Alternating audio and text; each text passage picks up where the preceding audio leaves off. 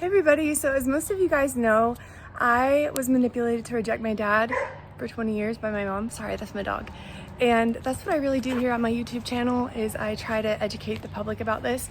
Well, one book on this topic, geez, she's going crazy, has really changed my life more than anything else. And I've been doing a series for a few months about this book, breaking it down chapter by chapter. The book is Foundations by Dr. Childress. I actually had the opportunity of interviewing him really recently, and I thought it might be helpful for people, for me to put together the top psychological concepts and constructs that he talks about in his book from each of my episodes. So there are 9 hour-long episodes, and I went through all 9 of them and broke it up and found the clips that I thought were most important, the concepts I think you absolutely must know to understand this child psychological. If you are a targeted parent, a child who's been through this, or professional, I think this video is probably crucial for you to watch. So here are my top moments of Dr. Childress's work, what I think everybody in society should know, and what helped me understand my life, understand myself. Thank you for watching, and let me know what you find to be most impactful, and stay tuned for my interview with Dr. Childress. It was a great conversation. I'm really excited for you guys to watch it.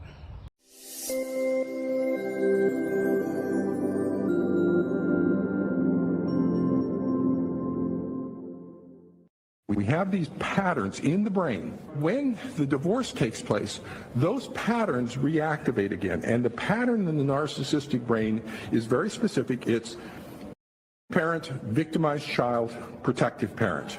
We have that schema pattern, that trauma pattern in the internal working models of the narcissistic borderline parent. Parent, victimized child, protective parent. In addition, the brain is also activating 3 networks for the current child, the other parent, and me as a parent. And it's the activation of 2 sets of brain networks, one from the past, parent, victimized child, protective parent, one from the current situation, the other parent, the child, and me. And when we activate those 2 sets of brain networks at the same time, they become fused, they become equivalent. So we actually have this parent believing that the other parent isn't the parent, this child is being victimized, and I'm the protective parent. There you have it, folks. That's what happened with my mom. That's what happened with my situation. It's generational in my case. It's generational in a whole lot of cases. That's why I get frustrated sometimes when people insist that individuals who do this know exactly what they're doing. They're making up all these lies knowingly, because it's not so clear-cut. It's really not. A lot of it is done subconsciously. It's all a false drama. It's all false narrative, a kabuki theater that is created. And the moment they get the child to believe they're being victimized, that automatically defines the other parent as. All abused children should be protected. That includes every type of. I wanted to include that clip, but I want to expand on it too. I want to make sure everybody understands what this cross-generational coalition is. And if you watched my first series on therapy for alienated kids, you might have been aware, you might have been there when I talked about family systems, because that's where this comes from. But to put it simply, okay, so the cross-generational coalition is really important in understanding the attachment-based model and why this is generational. So I'm just going to use my mom and my own case to demonstrate this to you guys. So the developmental trauma that my mom experienced in childhood created an internal working model in her head. What I mean by that is my grandma taught my mom that she was a victim. My grandma taught my mom that she was a protective parent and that her dad was an abuser, a bad guy. So my mom was taught that she had one good parent and one bad parent. Her mom is a good parent, her dad is a bad parent. And my mom was taught that she was a victimized child. Now, that created what psychologists term an internal working model in her head. And these attachment trauma patterns from the parent are being reenacted in the current relationships with the current child and the targeted parent in adulthood. So my mom grows up, she meets my dad, they fall in love, all the things. They get married, they have kids. And lo and behold, 5 kids later, they get divorced. And the narcissistic wound of being not the best and everything, the narcissistic injury and the borderline anxiety, fear of abandonment, all of this anxiety gets triggered, and the trauma anxiety gets triggered during my parents' divorce. And my mom, in her brain, her relationship with my dad, my relationship with my dad, and her relationship with me becomes fused with the internal working model she developed in childhood. Suddenly, she is the protective parent that her mom was. Suddenly, I'm the victimized child that she was. And my dad is the abuser, the bad guy, just like her dad. That's how this happens generationally. It's a trauma reenactment narrative. Through the reenactment of childhood attachment trauma into the current family relationships, the narcissistic borderline parent is able to obtain psychological mastery over the childhood experience and over the associated trauma-related anxiety that is embedded in the parent's attachment networks. In order to fully understand these seemingly complex psychological and family factors requires an integrated recognition of these three interrelated levels of clinical analysis. Number one is the family systems level. Number two is the personality disordered level. And third is the attachment system level. A complete understanding of the psychopathology requires a conceptual understanding of the process across all three distinctly different yet interconnected levels of analysis. That's a lot of information to understand.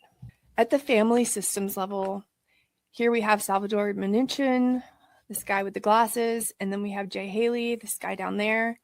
And I talked about this in my other video about family systems therapy, which is super interesting, but I'll give you a brief overview here. So according to Dr. Childress, and by the way, other research established in professional psychology, the family systems processes involve the family's inability to successfully transition from an intact family structure united by the marital relationship to a separated family structure that is united by the ongoing parental roles for the child. So they are failing to go from an intact family where the marriage is at the center to a separated family where being parents is at the center. It's a failure to transfer. Also, we have, like I said, the formation of cross-generational coalitions, which is not Dr. Childress' idea, by the way. This all came from the work of Minuchin and Haley, pictured in this slide. So essentially what happens, like I described already, is that the childhood attachment trauma of the borderline or narcissistic parent is triggered by the separation, and that distorts the family's ability to transition into a separated family structure. Here's a picture of what is called a cross-generational coalition cut off of the mother. It's also known as inverted hierarchy. So you can see here the father and the child. Usually it would be the father and then the three lines and then the mother at top, FM. That also is signifying a hierarchy. You know, the parents are above the children, and that's really important to have a healthy family system. But in this case, the mother has been cut off and put below the father and child. And now the child is brought up to the parents' level. The hierarchy is inverted. The child is in a dysfunctional position, being given the power of a parent. And the mother is being demoted to the level of a child. It's pretty clear. And then the second level that you must understand is the personality disorder level. So the psychopathology of the narcissistic or borderline parent draws the child into a role reversal relationship where the child is being used as a regulatory object, like I said. And we have the three different levels of anxiety: narcissistic, borderline, and trauma, which can trigger this into happening. So we'll talk a little bit about the effect on the child. Oh yeah, no, first I want to say something else. With the personality disorder level, you might wonder, how could so many people in this parent's life, in this child's life, watch it happen and do? Dr. Childress refers to these people as bystanders in the trauma reenactment, are represented by various therapists, parenting coordinators, custody evaluators, attorney, and judges. I would add teachers, I would add extended family members, I would add doctors, even coaches. The role in the trauma reenactment is to endorse the authenticity in quotes, of the reenactment narrative. These bystanders also serve the function of providing the narcissistic borderline parent with the narcissistic supply of social approval. At its foundational core, represents reenactment of a false drama of victimization from the toxic parent's childhood. Now let's talk about the child. And as a result of this personality disordered parents on them. So the child, this is a direct quote from Dr. Childress. The child, for his or her part, is caught within this reenactment narrative by the distorting psychopathology and invalidating communications of the narcissistic borderline parent that nullify the child's own authentic self-experience in favor of the child becoming a narcissistic reflection of the parent. Oh boy, this is exactly what cult leaders do. And that's why they refer to it as cult-like parenting, because what the parent wants to do is also, you have this child, they're their own self. They have their own authentic identity. Here's what the pathogenic parent does. They replace the child's authentic identity with a false identity.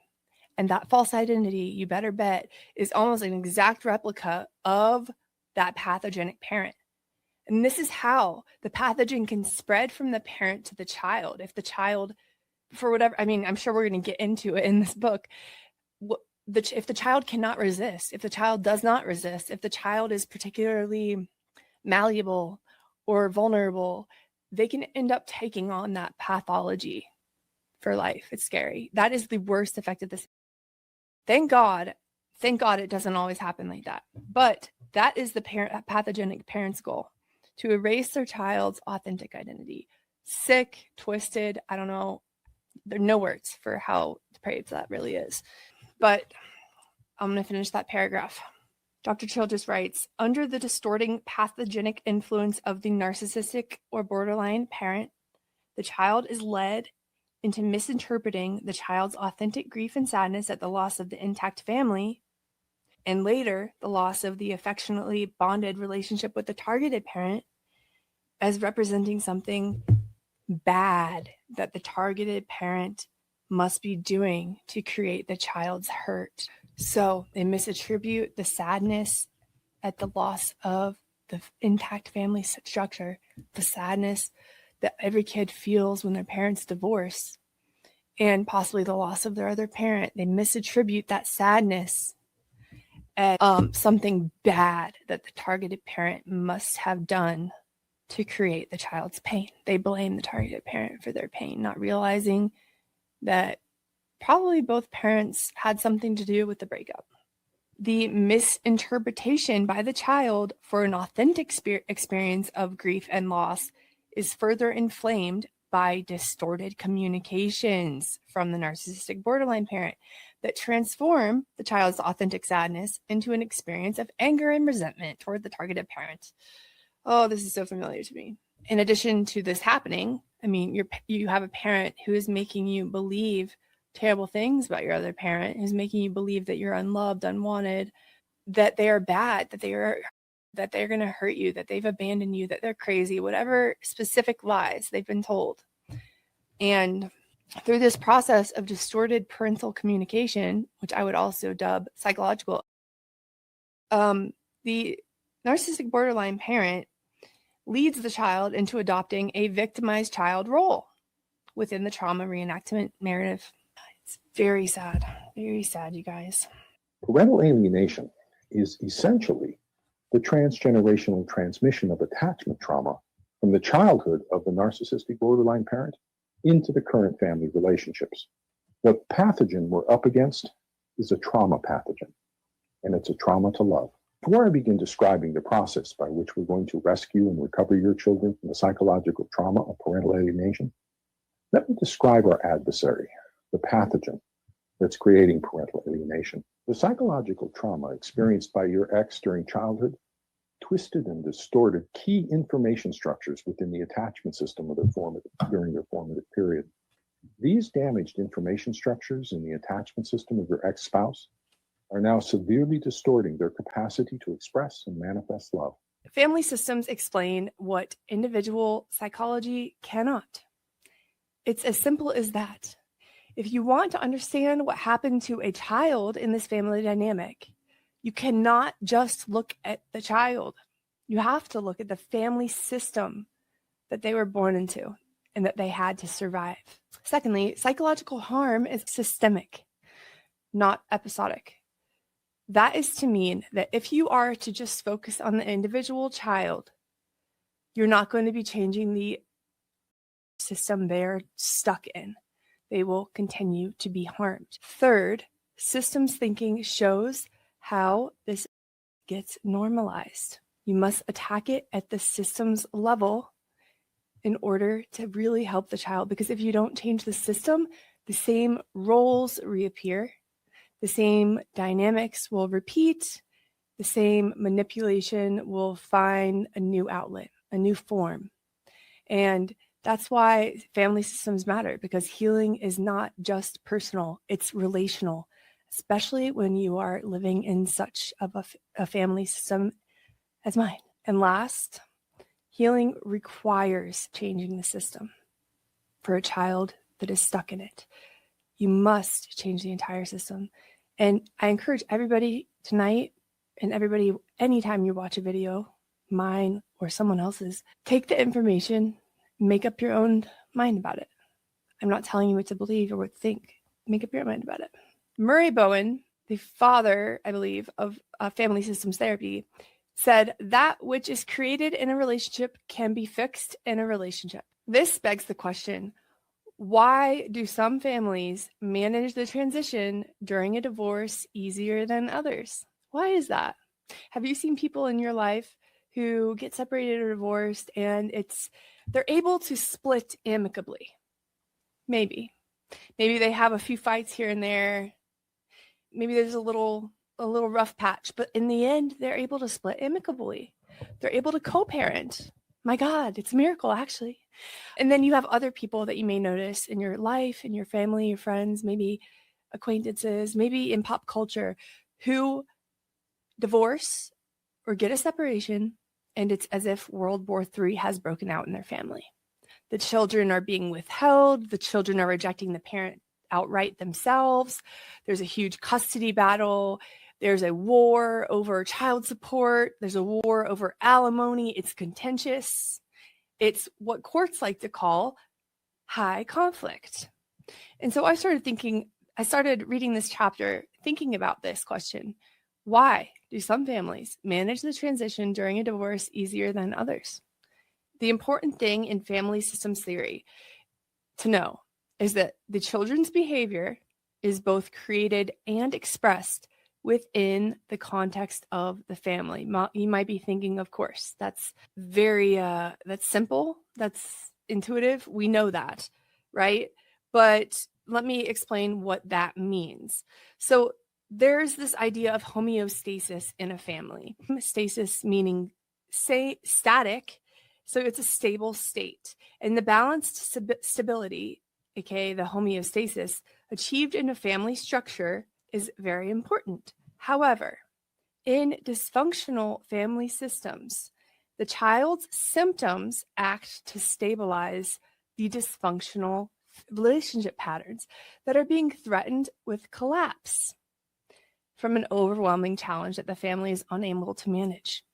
The child's symptoms are acting to restore the static balance within the family's relationships. So changing the child's behavior requires an understanding and an addressing of the broader family dynamics that shape change, because the child's behavior is a symptom of the dysfunctional family.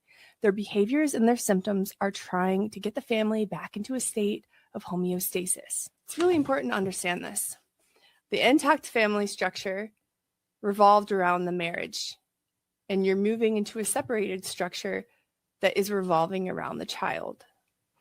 You no longer have a husband and wife. You have two parents with nothing in common but the child. And an intact family structure has the marital unit separate as the core of the family structure. In a separated family structure, again, the parental bonds are the core of the family structure. In divorce, the forces of separation within the marital unit can place strains on the newly emerging function of the children's roles within the family. Dr. Childress says the less intense the separating forces are within the marital unit, the less stress will be placed on the child. Conversely, the greater degree of overt spousal discord surrounding the divorce, the greater the psychological and developmental stresses will be placed on the children. This is intuitive. This makes total sense to me. But there is a risk here in families that cannot effectively manage the transition from an intact to a separated structure. And that is usually triangulation. What makes a transition successful versus unsuccessful when you're going from an intact to a separated family structure? Well, successful transitions usually characterized by less spousal discord, the ability to adapt to new challenges, and minimal stress placed on the child. Unsuccessful would be the opposite: high spousal discord, unable to adapt to new challenges, and an added stress on the child. Triangulation is really important to understand if you haven't heard of it already. And so basically what happens is that the child can become incorporated into the spousal conflict as a third party in order to stabilize the dysfunctional relationship.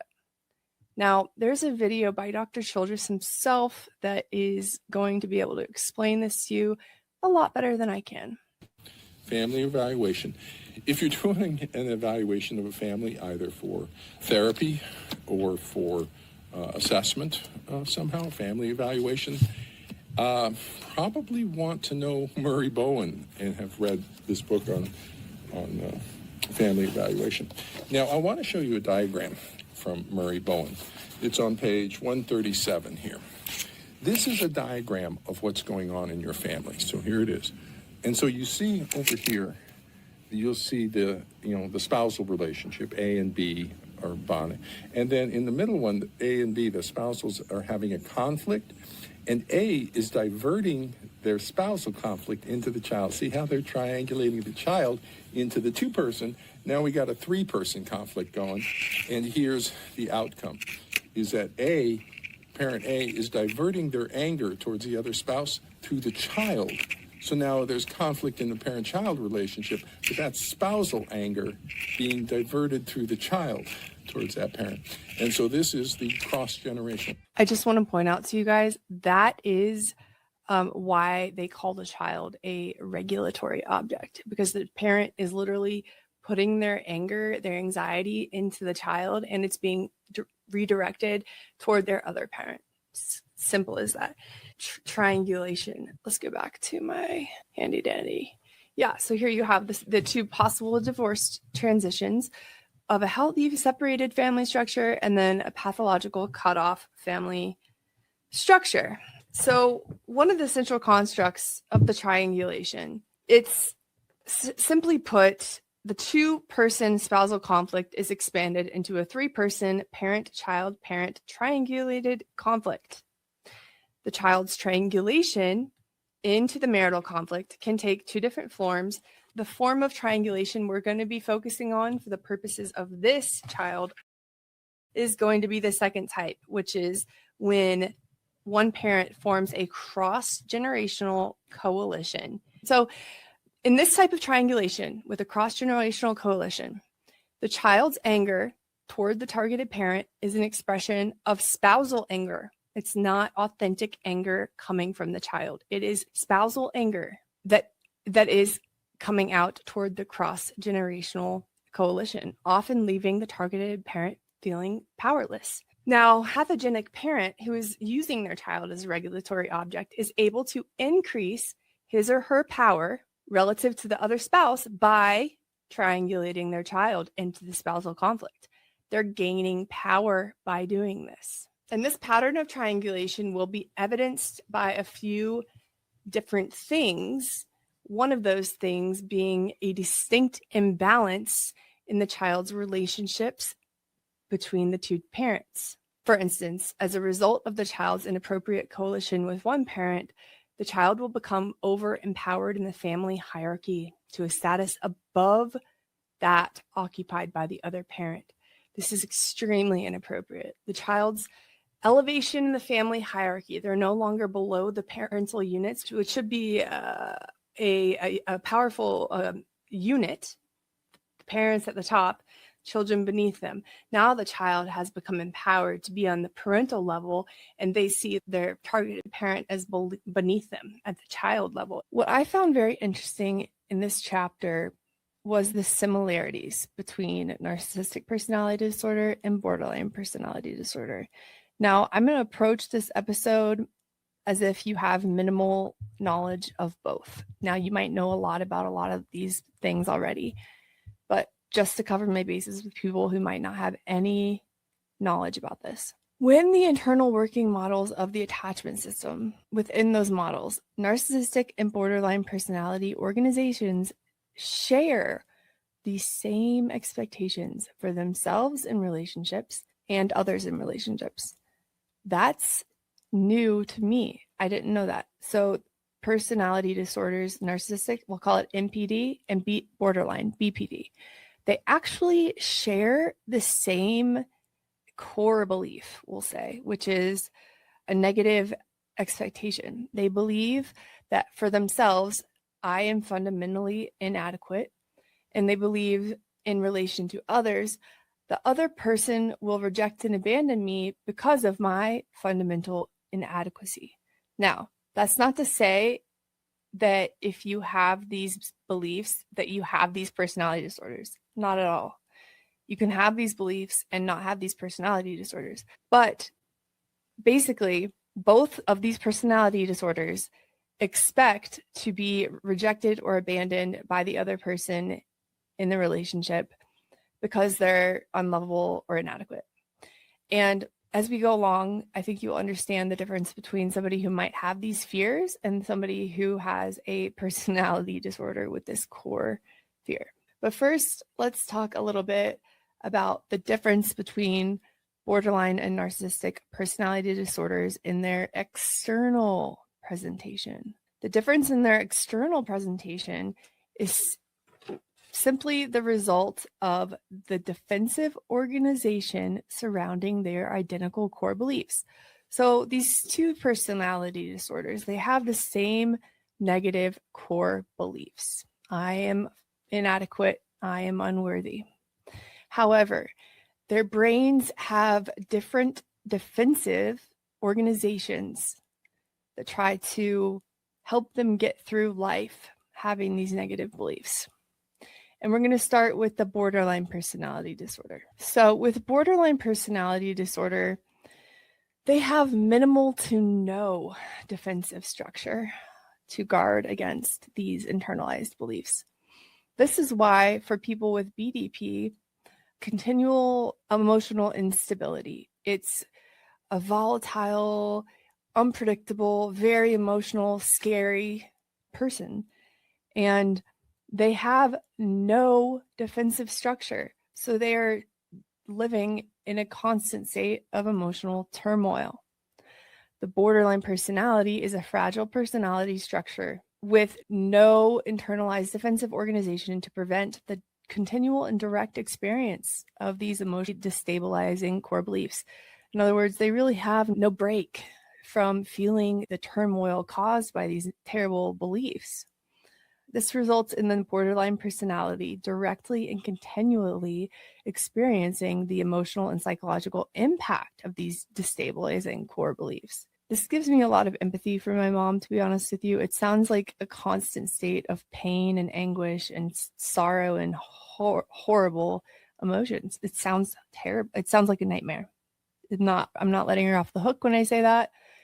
I'm just trying to understand these people who suffer like this, and it does sound like suffering. It really does. So with the absence of internalized psychological defenses, this creates intense emotional instability.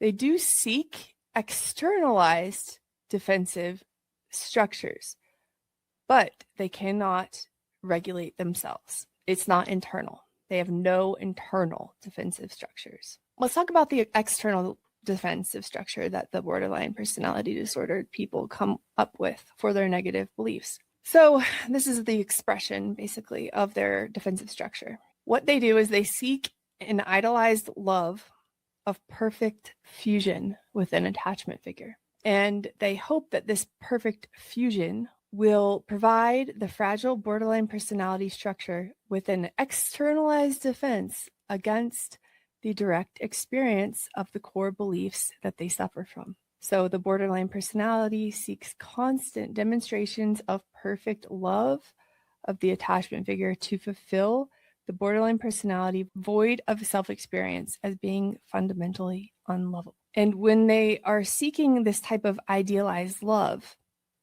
what they really are seeking is psychological enmeshment and a complete fusion of psychological states. Now, imagine this being a parent, a borderline personality disorder parent, seeking a perfect fusion, aka complete fusion of the psychological states with their child, a developing child who does have their own self and own identity. As you might imagine, this is going to have a wide, destructive effect on the child's psychological development and all other aspects of their development. People with this personality disorder, they, like all relationships, you have disagreements, you might have full-on fights, you might have little incongruencies here and there, you might have misunderstandings. In psychology, they refer to those, any disagreements and any misunderstandings, any things that were done that hurt the other person, for example, they're all called breaches.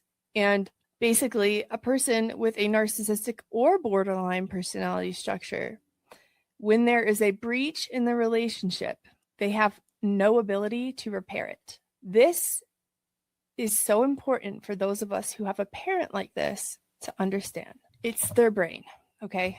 This has helped me so much just to understand this.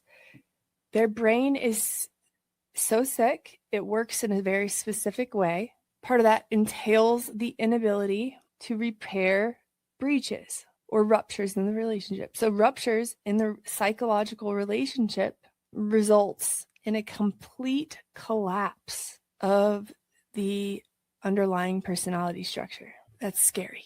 When it's a child who is forced into this idea, this complete fusion of psychological states, when it's a child becoming the emotional support and enmeshed other, emotional supportive other for the BDP or NPD parent, the child is no longer allowed to be a child. Simple as that. They become instead many things, but some of them may include an emotional regulator, a therapist, a protector, an ally against the other parent, or a source of narcissistic supply, or a source of perfect psychological fusion. So in order to maintain a regulated emotional and psychological state, the borderline personality individual must rely completely on the external support. And like I said, the external support that they come up with is this fused psychological state with an attachment figure. And if there is a breach in this fused psychological state, the organization of that personality completely collapses into the unprotected experience of intense abandonment fears and pure emptiness of the self-experience as being fundamentally unlovable. It says in the book, so painful is this collapse into primal psychological disorganization that the borderline personality becomes obsessively focused on demanding that the attachment figure maintains a continual focus on their psychological state. And as we know, perfect and continual psychological fusion with any attachment figure is neither healthy nor possible.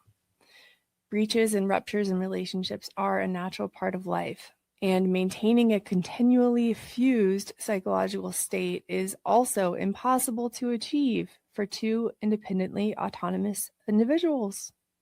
Can't happen. So the formation of this shared psychological state is described as a dyadic state of consciousness, and more often generally referred to as an intersubjective psychological state, because the attachment patterns of the narcissistic and borderline personality organizations are fundamentally unable to repair breaches that occur in the relationship.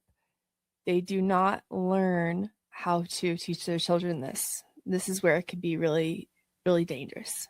The narcissistic personality disorder has the same underlying core beliefs as the borderline personality organization. The difference is that the narcissistic style personality has been able to form a very rudimentary internalized psychological defense against the fears of self-inadequacy and rejection or abandonment. And this primitive narcissistic defense acts to stabilize the functioning of the narcissistic personality in relationships. As a result, the narcissistic style personality is not as prone to the wildly chaotic emotional and relational displays evidenced by the BDP. As long as the narcissistic personality distorted individual and their defense structure is not threatened. When the narcissistic defense is challenged, which we refer to as a narcissistic injury, then the narcissistic personality will also collapse, just like the BDP collapses. But they are more prone to collapsing into rage. So let's talk about the narcissistic defensive structure. Their defensive structure is to have grandiose self-inflation. This self-inflation is actually formed in order to protect themselves from feeling fundamentally inadequate and from being afraid of abandonment. These core beliefs of self-inadequacy and fears of rejection are then expelled. They're thrown outward by the narcissistic style personality disorder onto the other person. The narcissistic style personality is able to sit in judgment of the other person who is deemed to be inferior, because you can't be superior. You can't have self-inflation without someone being below you. So by devaluing the other person, the narcissistic personality dismisses the importance of relationships with others because the other person is unworthy. They have to be in order for them to be grandiose and self-important. So they project their core beliefs onto the other person, whether it's their spouse or their children or their friends or their coworkers or anyone in their life, period. And by devaluing relationships with the inadequate, in their eyes, person, the narcissistic defense is able to diminish their fears of rejection and abandonment. This makes sense to me. Since relationships with others are of no inherent value, they're able to think to themselves, you're not rejecting me, I'm rejecting you. As a result of the narcissistic defense, the core beliefs of the attachment system that they are fundamentally inadequate and that they will be rejected by the other person because of their inadequacy, they're able to expel those beliefs through projection onto others. You are inadequate, and I'm rejecting you because of your inadequacy. This might be why someone with NPD might seem to fare better in the social world, in their career, in their church, and with other people. They might seem to fare better, whereas the person with borderline personality disorder, they don't have anything. They have to live in that pain and suffering day in and day out unless they can get someone to have a perfect fusion of psychological states. Let's listen to Dr. Childress. The targeted rejected parent, if the parenting practices of that parent are broadly normal range, then they cannot be accounting for the child's attachment-related pathology. The attachment system is very strong. It's a very resilient system. It does not spontaneously dysfunction. It does not easily dysfunction. In response to bad parenting, it more strongly motivates the child to form a bond to that parent. Insecure attachment. So if that parent, if the target objective parent is broadly normal range in their parenting, then that's not accounting for the child's symptoms. They're not the pathogenic parenting. Our next procedure in the differential diagnosis is to shift over and assess and document the symptoms for pathogenic parenting by an allied narcissistic borderline parent in a cross-generational coalition with the child. So that becomes our next differential diagnostic area of concern. The difficulty becomes assessing the pathogenic parenting and documenting the pathogenic parenting by the allied narcissistic borderline parent is very difficult to do because that parent is hiding behind the child. It's not me, it's the child who has it. And so they're hiding their control behind the child. And in addition, that psychological control is very subtle. It's very manipulative. And so it's hard to identify. It's hard to document that they're doing it. It has to do with the attunement to the child. Psychological control is very subtle. It's very manipulative. And so it's hard to identify. It's hard to document that they're doing it. So when the parent attunes to the child's experience, that amplifies the child's experience. When the parent misattunes, that dampens the child's experience. So when the child is critical of the parent, the narcissist, of the targeted parent, the narcissistic borderline parent attunes to the child and amplifies that experience of hostility and criticism in the child for the other parent. When that child bonds to the other parent or shows any sort of signs of affectionate bonding, the narcissistic parent misattunes to the child. And when they misattune or they don't pay attention to the child, that is having the opposite effect. And again, as a child in this family dynamic, you are so hyper aware of everything. And so even if your parent tunes but doesn't do it overtly, and you make a mental note, not going to do that again, not going to say that again, got to avoid that topic, you don't want to displease them. And dampens the child's experience of affection and bonding to the other parent.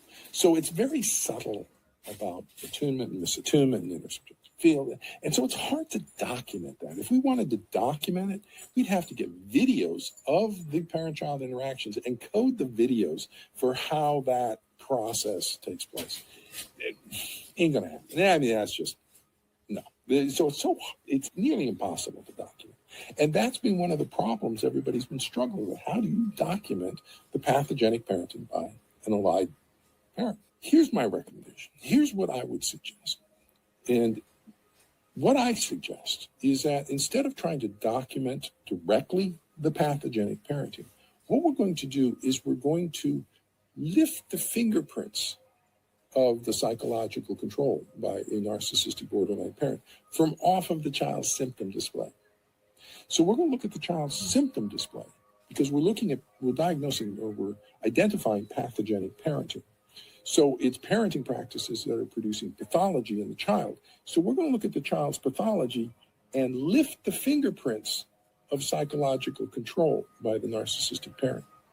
That's how we document the pathogenic parenting, is by lifting the fingerprints of psychological control by the pathogenic parenting from off of the child's symptoms. So that's why foundations had to define the pathology. We needed to define the pathology within standard and established constructs and principles so we could identify what symptom features this particular pathology shows up with.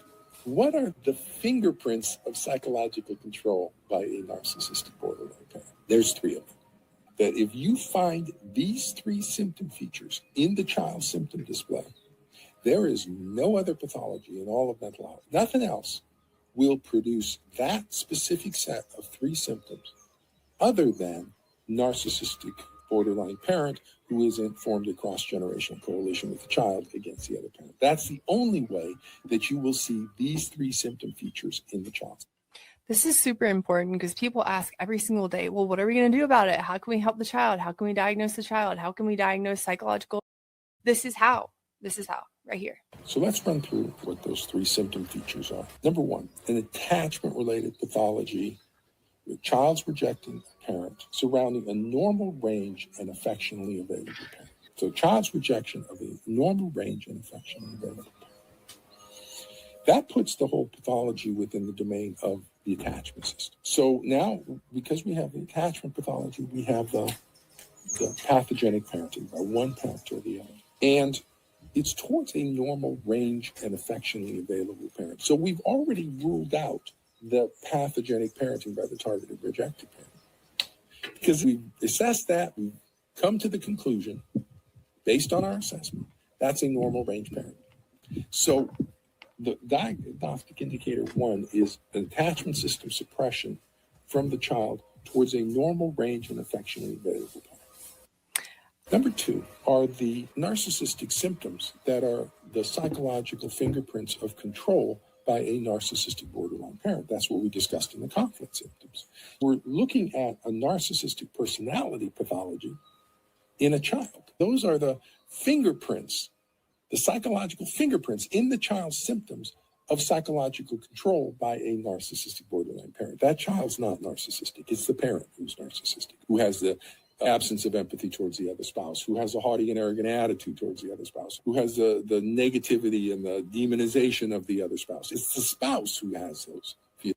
Now, because we have the attachment pathology, we have the pathogenic parenting by one parent or the other. And it's towards a normal range and affectionately available parent. That child's not narcissistic. It's the parent who's narcissistic, who has the absence of empathy towards the other spouse, who has a haughty and arrogant attitude towards the other spouse, who has the negativity and the demonization of the other spouse. It's the spouse who has those feelings, and they're controlling the child, and the child is acquiring that.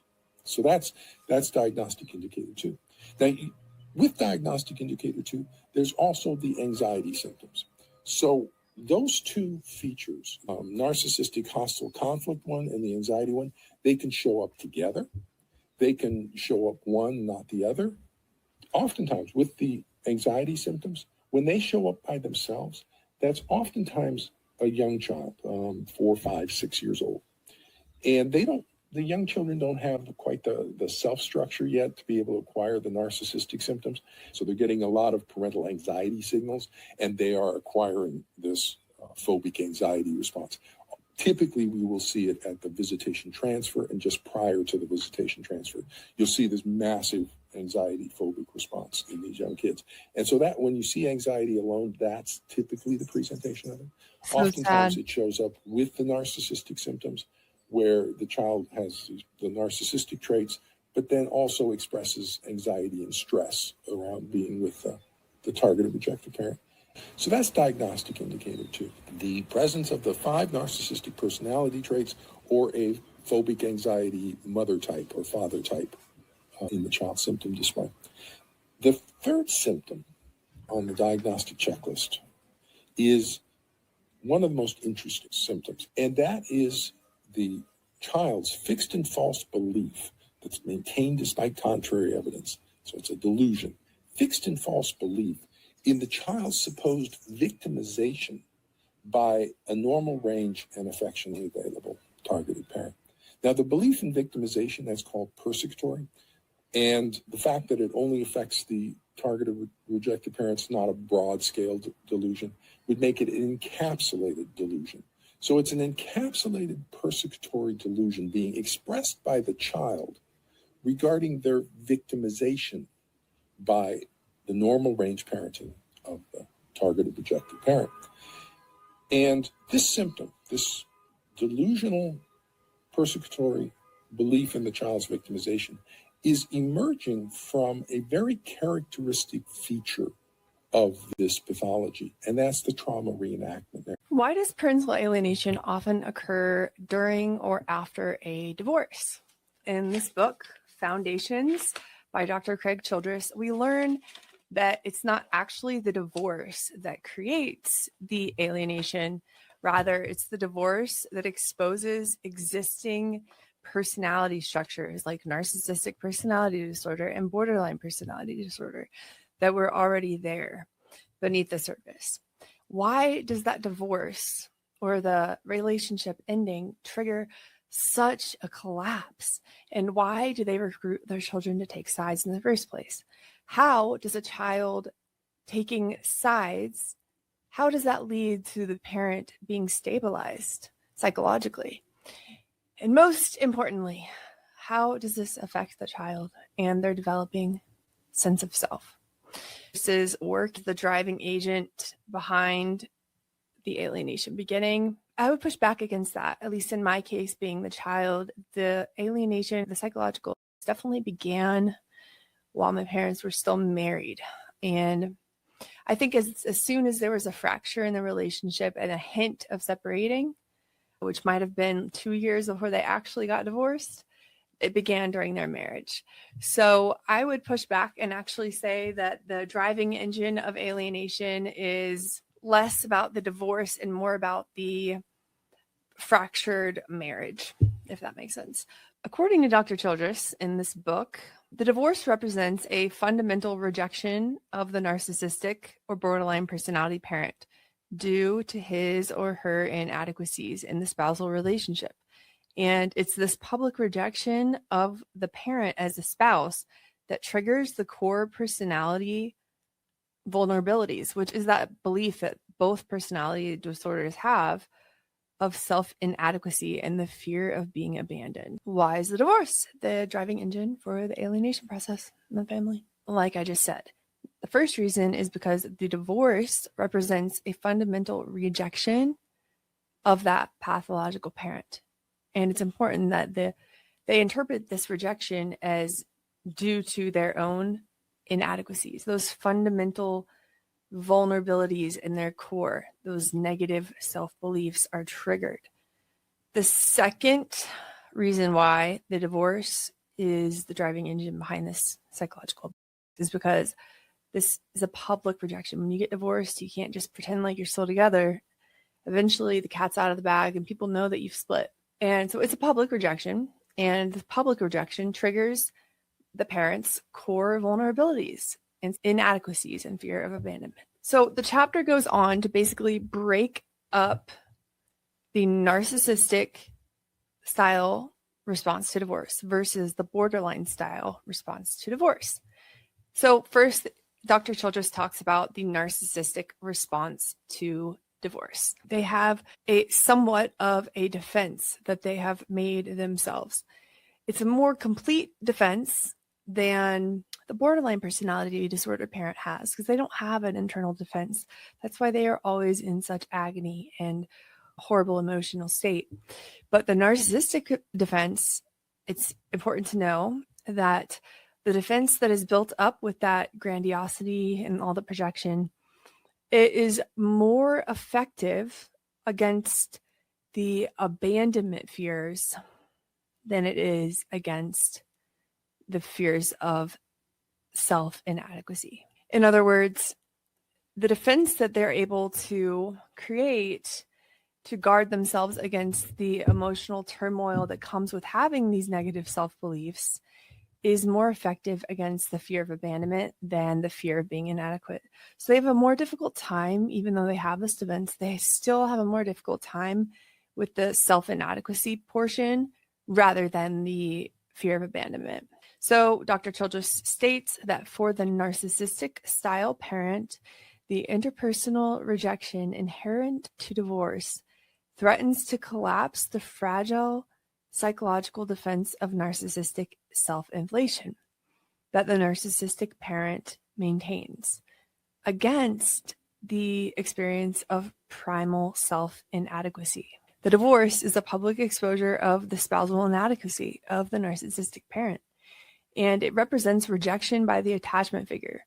Now, that rejection by the attachment figure, it triggers the vulnerabilities of being rejected and abandoned. The divorce represents a direct hit on the core vulnerabilities of the narcissistic parent that provokes two sources of tremendous anxiety for the parent with narcissistic personality disorder.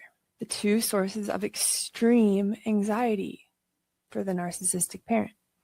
First is the exposure of self-inadequacy. The second is a tremendous anxiety related to abandonment fears. So, while superficially the narcissistic personality appears to present as confident and self-assured, this presentation is merely a fragile defense veneer against the experience of fundamental self-inadequacy that exists at the core of the narcissistic self-structure.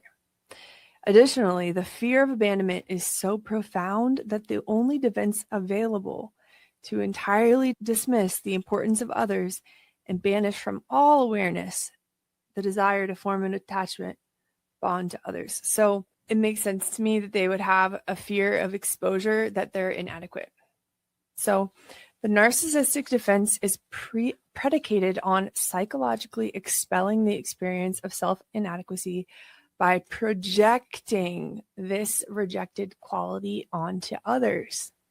The fear of being rejected by the other person is also psychologically expelled onto others. Through the narcissistic defense, the other person is dismissively rejected by the narcissistic personality as being expendable and unimportant. So they project what they feel about themselves, that they're inadequate, not good enough, that they're not worthy of love, whatever it might be. They project that onto others and they say, you're inadequate, you're unworthy, you're not good enough to be loved by me, instead of just facing their own core wounds and working on that. So the divorce is threatening to collapse this fragile narcissistic defense. And this is the worst fear, that the fragile narcissistic defense will collapse, because it is fragile. And if it collapses, all hell breaks loose. Sorry, some of these pages are like falling out of my book because I've read each chapter twice. And so for future books, Dr. Childress needs to work on the binding process, I think. But let's continue. So on page 73, he writes, the divorce places pressure on both aspects of the narcissistic defense. It triggers a public exposure of the narcissist's primal self-inadequacy and awakens the experience of the deep abandonment fears. Okay, so they have a fear of being rejected by the other person, and they're able to psychologically expel that fear by displacing it onto others. The divorce is threatening to collapse this fragile narcissistic self-defense, and this is the precise reason why they pull the child into the entanglement, because their defense collapses. That is why they alienate their child. People might think to get revenge on the other parent, that's part of it. To hurt their child, weaponize their child, be the favorite parent, that's part of it too. But at the core of it is because their narcissistic defense has collapsed. He says, well, through the child's rejection of the parent for the alleged parental inadequacy, in other words, through the child's rejection of the targeted parent, the person with the narcissistic personality disorder is able to once again expel onto the other parent their own primal self-inadequacy. That is their defensive structure. That is how they psychologically defend themselves against the horror and the pain and the impossibility of living consciously with those negative vulnerabilities and self-beliefs. So what they do is they project everything they feel about themselves onto others, and that's their defensive strategy psychologically. And if they've been exposed through a divorce, they can't do that to their partner anymore. So they use their child to do it to their partner. Is this clicking for you guys? Because when this clicked in my head, I was, oh my gosh. It was just the oddest feeling to realize that I had been used as part of a desperate attempt for my parent to regain their psychological defense against their self-inadequacies. I just thought this was a funny little image to share. All narcissists tell themselves projection is the process through which they reveal who they are and what they're doing. If you've ever wondered what they are up to, you should think about what the narcissist has accused you or others of doing lately. So ultimately, the child's rejection of the targeted parent publicly exposes the targeted parent's alleged inadequacy. Do you guys see what's going on here?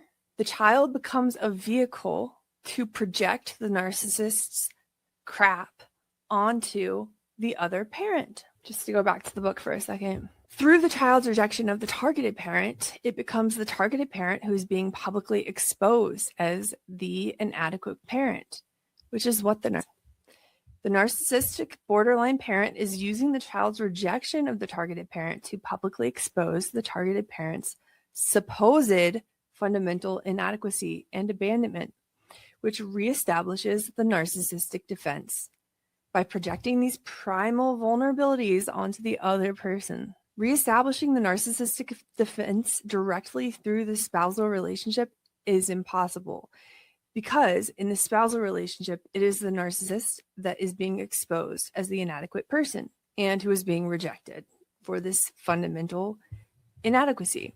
However, the narcissistic defense can be reestablished by triangulating the child into the spousal conflict and then using the child's rejection of the targeted parent to define the targeted parent as the inadequate and rejected person, which reestablishes the narcissist's defense. They're good to go.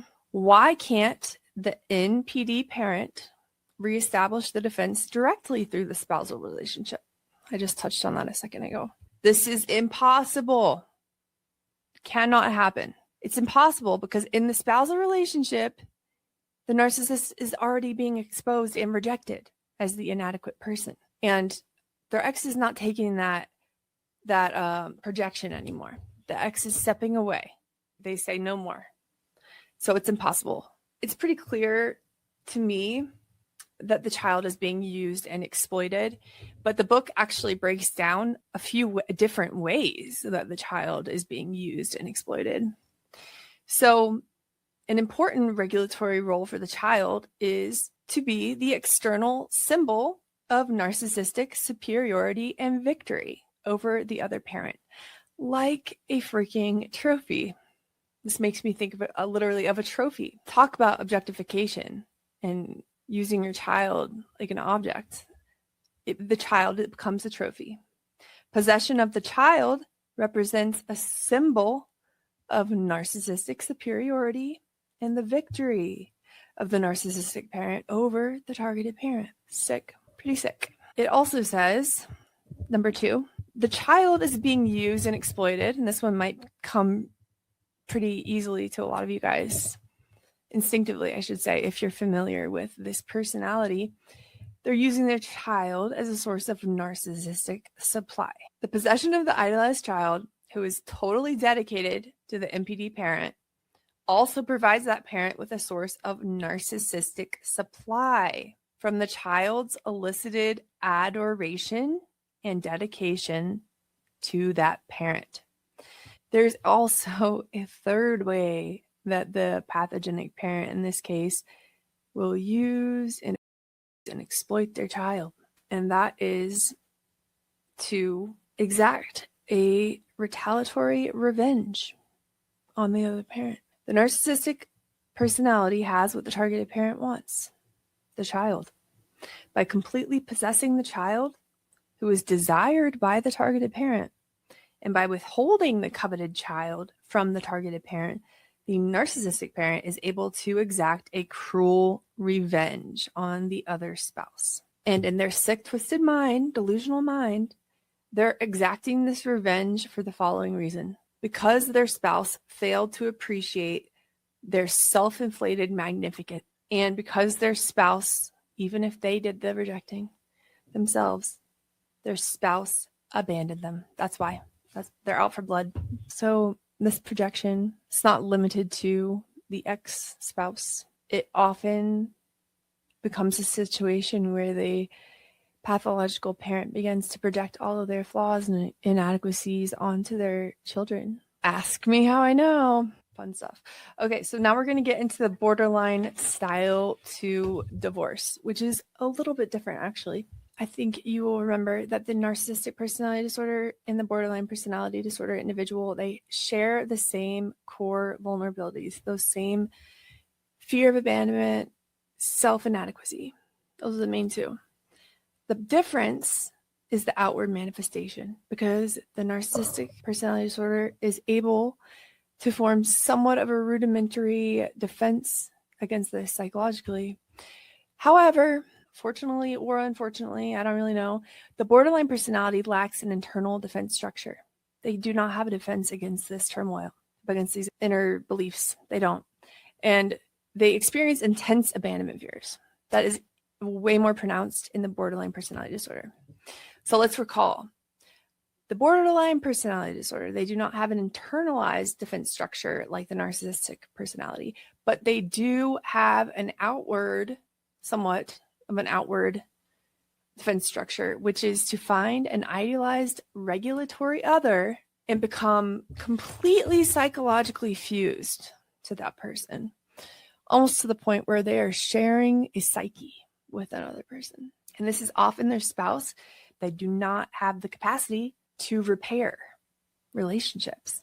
So when there is a breach in the marriage, a fracture in the marriage, they have to find a new regulatory other and become psychologically fused to someone else.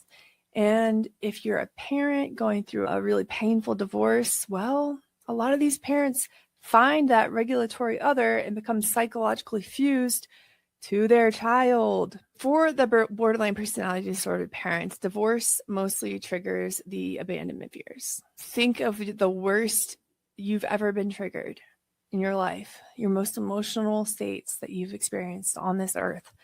That's probably what this person is feeling. I'm not saying that to give you compassion or make you compassionate towards this individual. I'm just trying to have people understand that this is an amount of anxiety that is just incredible anxiety. And so they attempt to prevent this abandonment. They do everything in their power to prevent this abandonment. So the first thing they do, how they cope with the extreme abandonment fears coming to the surface, is they replace their spouse with their child as their new regulatory object. If you're wondering about emotional incest, yes, this is exactly that. Yes, unfortunately. So the borderline style engages the child into a hyper-bonded emotional relationship, and the child has to become the perfect regulatory object who will never abandon the borderline parent. So everything that we just went over, that's a lot to handle. That's really dark. That's a lot to put on a child, right? It gets worse because also for the borderline style parent, the possession of the child who is of value to the targeted parent also prevents the borderline parent from experiencing full abandonment. I'm going to say it another way to make sure that you guys understand what this means. As long as the borderline parent has possession of the child, the ex-spouse will remain continually involved with the borderline parent's emotional regulation. The ongoing drama surrounding custody and visitation and the continual intrusion of the borderline parent into the home life of the targeted parent that is afforded by the shared relationship with the child are manifestations of the borderline personality's efforts to maintain the relationship with the other spouse, therefore avoiding abandonment by the ex-spouse. This is what happens. The possession of the child, custody disruptions, and other dramas surrounding are attempts at the borderline parent to keep the bond with their ex-spouse from being severed. They use the child to maintain a relationship with their ex. And of course, with the more borderline style parent, it is often the remarriage of the targeted parent that triggers the borderline's abandonment fears that much more. It makes sense because they seem to still want their ex. For a long time, scientists and researchers knew that primates were really scared of snakes, but they weren't sure if this was an innate fear that primates were born with or whether it was a learned fear that they were taught. And so in the 1980s, researchers decided to do an experiment, and they took some baby monkeys. They placed them in a cage. And at first they placed them in a cage alone with a snake. What do you think happened? The baby monkeys showed no fear of the snake whatsoever. The investigators then placed the same baby monkeys in the crate with its mother and the snake. The mother monkey immediately displayed an intense fear of the snake, climbing the side of the cage and making distress calls. After that, the baby monkey was again placed alone in the cage with a snake. What do you think happened this time? The baby monkey this time displayed intense fear of the snake, as it had previously witnessed its mother displaying. The young monkey had acquired its fear of snakes through the emotional signaling given to it by its mother. And this is how Dr. Childress starts off chapter 6 of his book, Foundations. By talking about this research study done in the 1980s, he explains the importance of parental emotional signaling. And this is super important because in the scenario that we are talking about, the parent doing the emotional signaling is not doing it with the best interests of the child in mind. They're not using emotional signaling to keep their child safe. In fact, in this scenario, what I went through as a child, the parent is actually exploiting this hardwired attachment system response that their children have because of millions of years of development. And they're exploiting this response and manipulating their children.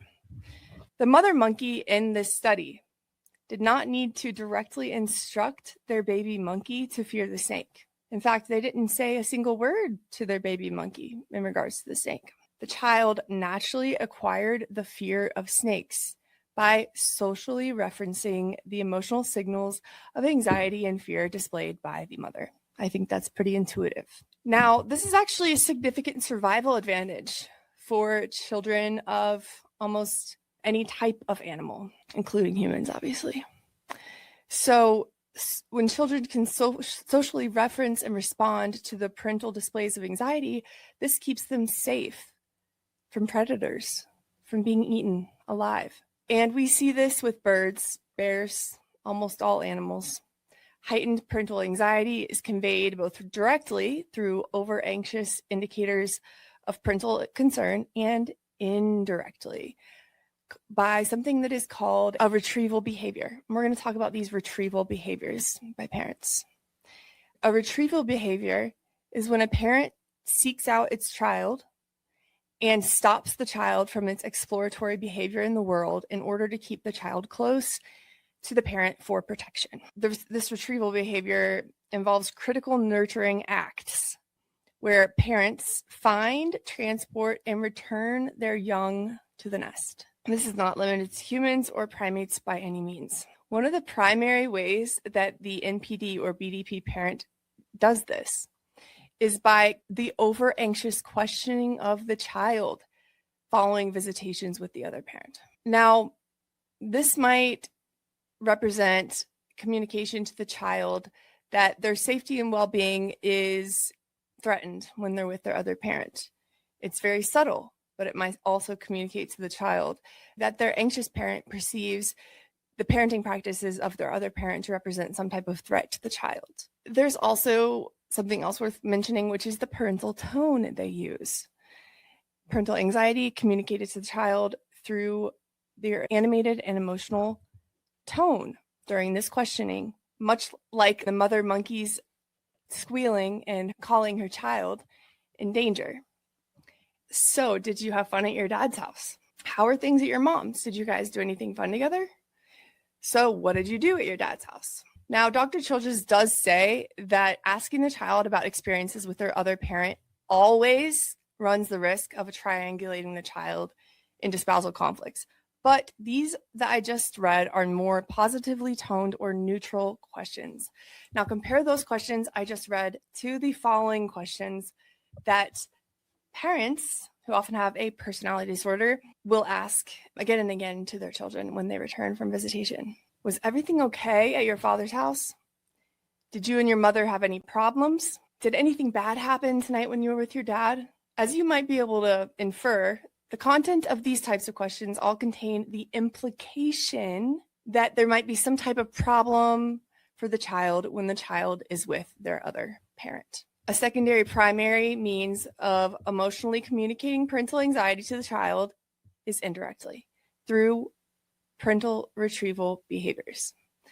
Dr. Childress writes, from an evolutionary perspective, when a parent saw a predator or other threat to the child, the parent would seek out the child and pull the child close, interrupting the child's exploratory behavior and preventing the child's separation from the protection afforded by the parent. So basically, a retrieval behavior is an evolutionary urge for when a parent sees a predator, they call their child close, they grab their child, and they protect them. Parental retrieval behavior, he writes, communicates to the child that the parent perceives a threat to the child in the environment. By communicating a parental perception of threat, parental retrieval behaviors activate the child's own emotional bonding system. I did not know any of this before I read this chapter, so this is interesting for me too. So the child has an innate primal attachment pattern that is activated by the parent using one of these retrieval behaviors. So it's working back and forth between the parent and child. That is part of the reason why it is so strong. He goes on to say, parental retrieval behaviors work in tandem with the child's own attachment behaviors. The parent is motivated to seek out the child and keep the child close for protection, and the attachment system of the child responds to the parental signal of retrieval behaviors by terminating the child's motivations for independent exploratory behavior away from the parent and motivating the child to remain close to the protective parent. In other words, the parent sees a predator or senses danger, they call their child to them, their child comes to them because their child, when they hear that retrieval behavior, it triggers deep inside their primal attachment system the need to come close to the protective parent. This is all a result of evolution and what has evolved to keep children safe from predators. Now, why am I talking about all this? Why is Dr. Childress talking about all this? Because it is exactly what is happening when you have a parent exploiting such mechanisms. So clearly, if you have any experience with this unfortunate dynamic, you might be thinking, so this is what the narcissistic or borderline parent does to convey to the child that they're unsafe. The targeted parent is the predator, and they call them close. They call them to their side to protect them. Well, yes, they take on the role of protective parent, as we've gone over, and the ex suddenly becomes the parent and the child is the victim that needs protection. But during a transfer, a visitation transfer, transferring custody, any moment when you're transferring the visitation, it can be seen clear as day, this dynamic happening. So let me paint a picture for you. The parent may signal to the child by saying something like this, and this is not bad mouthing. So if you ask the child later on, does your parent badmouth your other parent? They will say no, which is just ridiculous. But this is what the parent will say. Ask me how I know. The parent will say, I know you don't want to go, but the court says you have to. Or I know you don't want to go, but you have to. It will only be for a few days. It'll only be for a few hours, and then you will be able to come home. Similarly, they might also say, please try not to worry. Try not to get too upset. If anything bad happens, you have your phone. You can call me. Have you heard your co-parent say this? If you were a child in this dynamic, did your parent ever say anything like this to you? This was told to me so many times.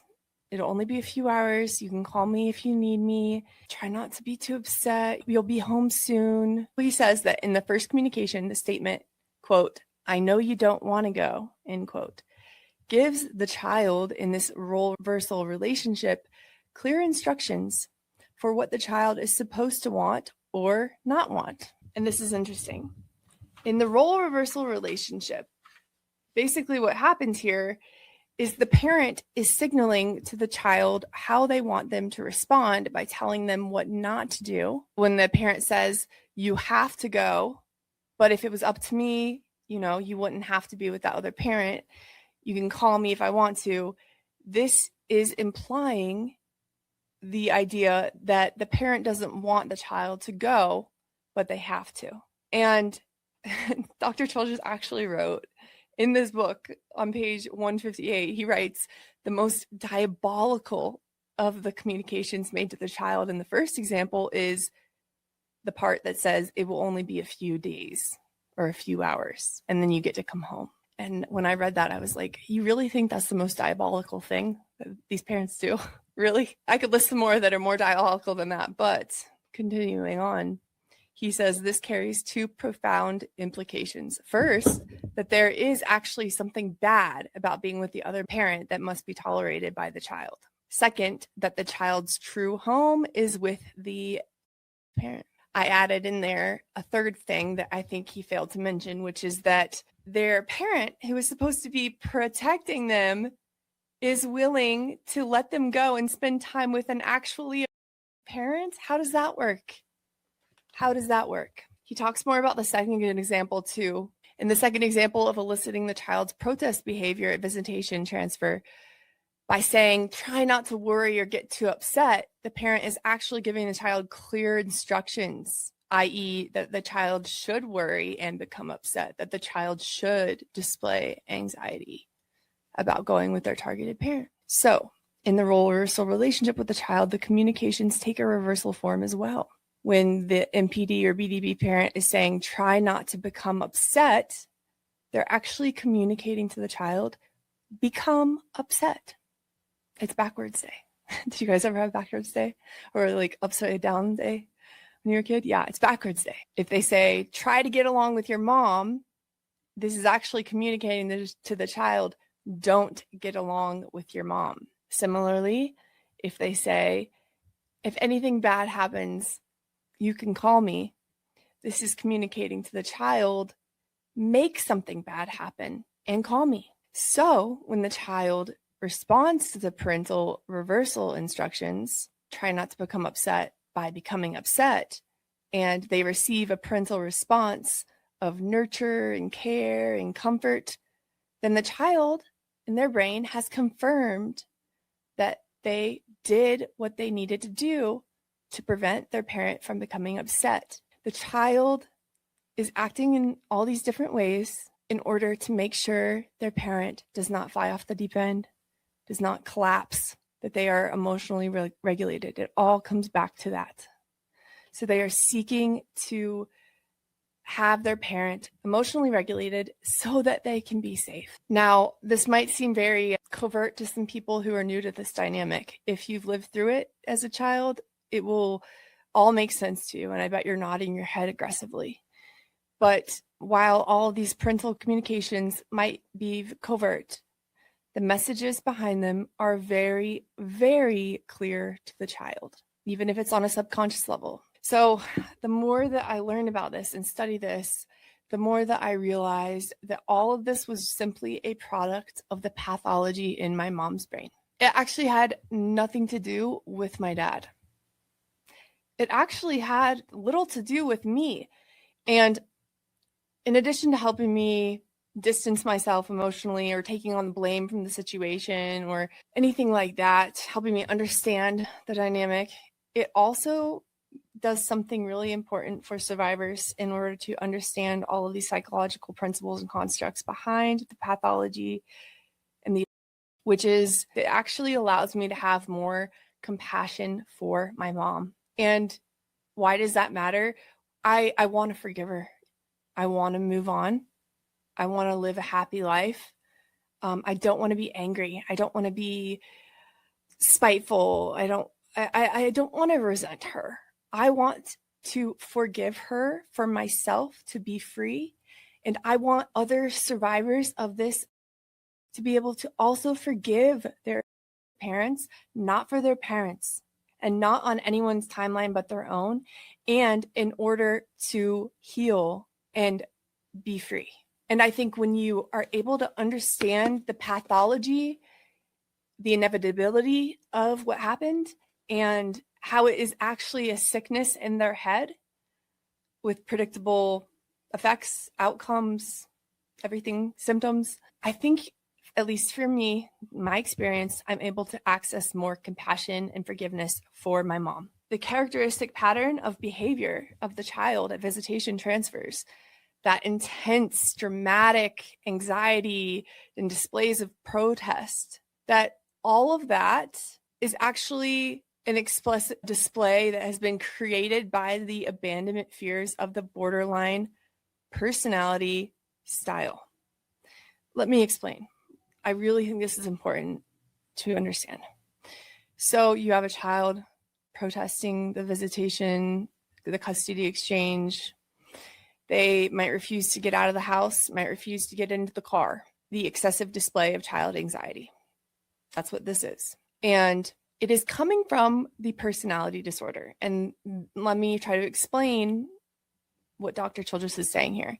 He says, quote, "The primal fear of the borderline style parent is that if the child is allowed to develop a bonded relationship with the targeted parent, then the child will also abandon the borderline parent just like the other spouse did." And remember, with a personality disorder, the way that people and with these disorders function is they have a black and white thinking. They have no ability to access ambiguity with relationships or pretty much anything.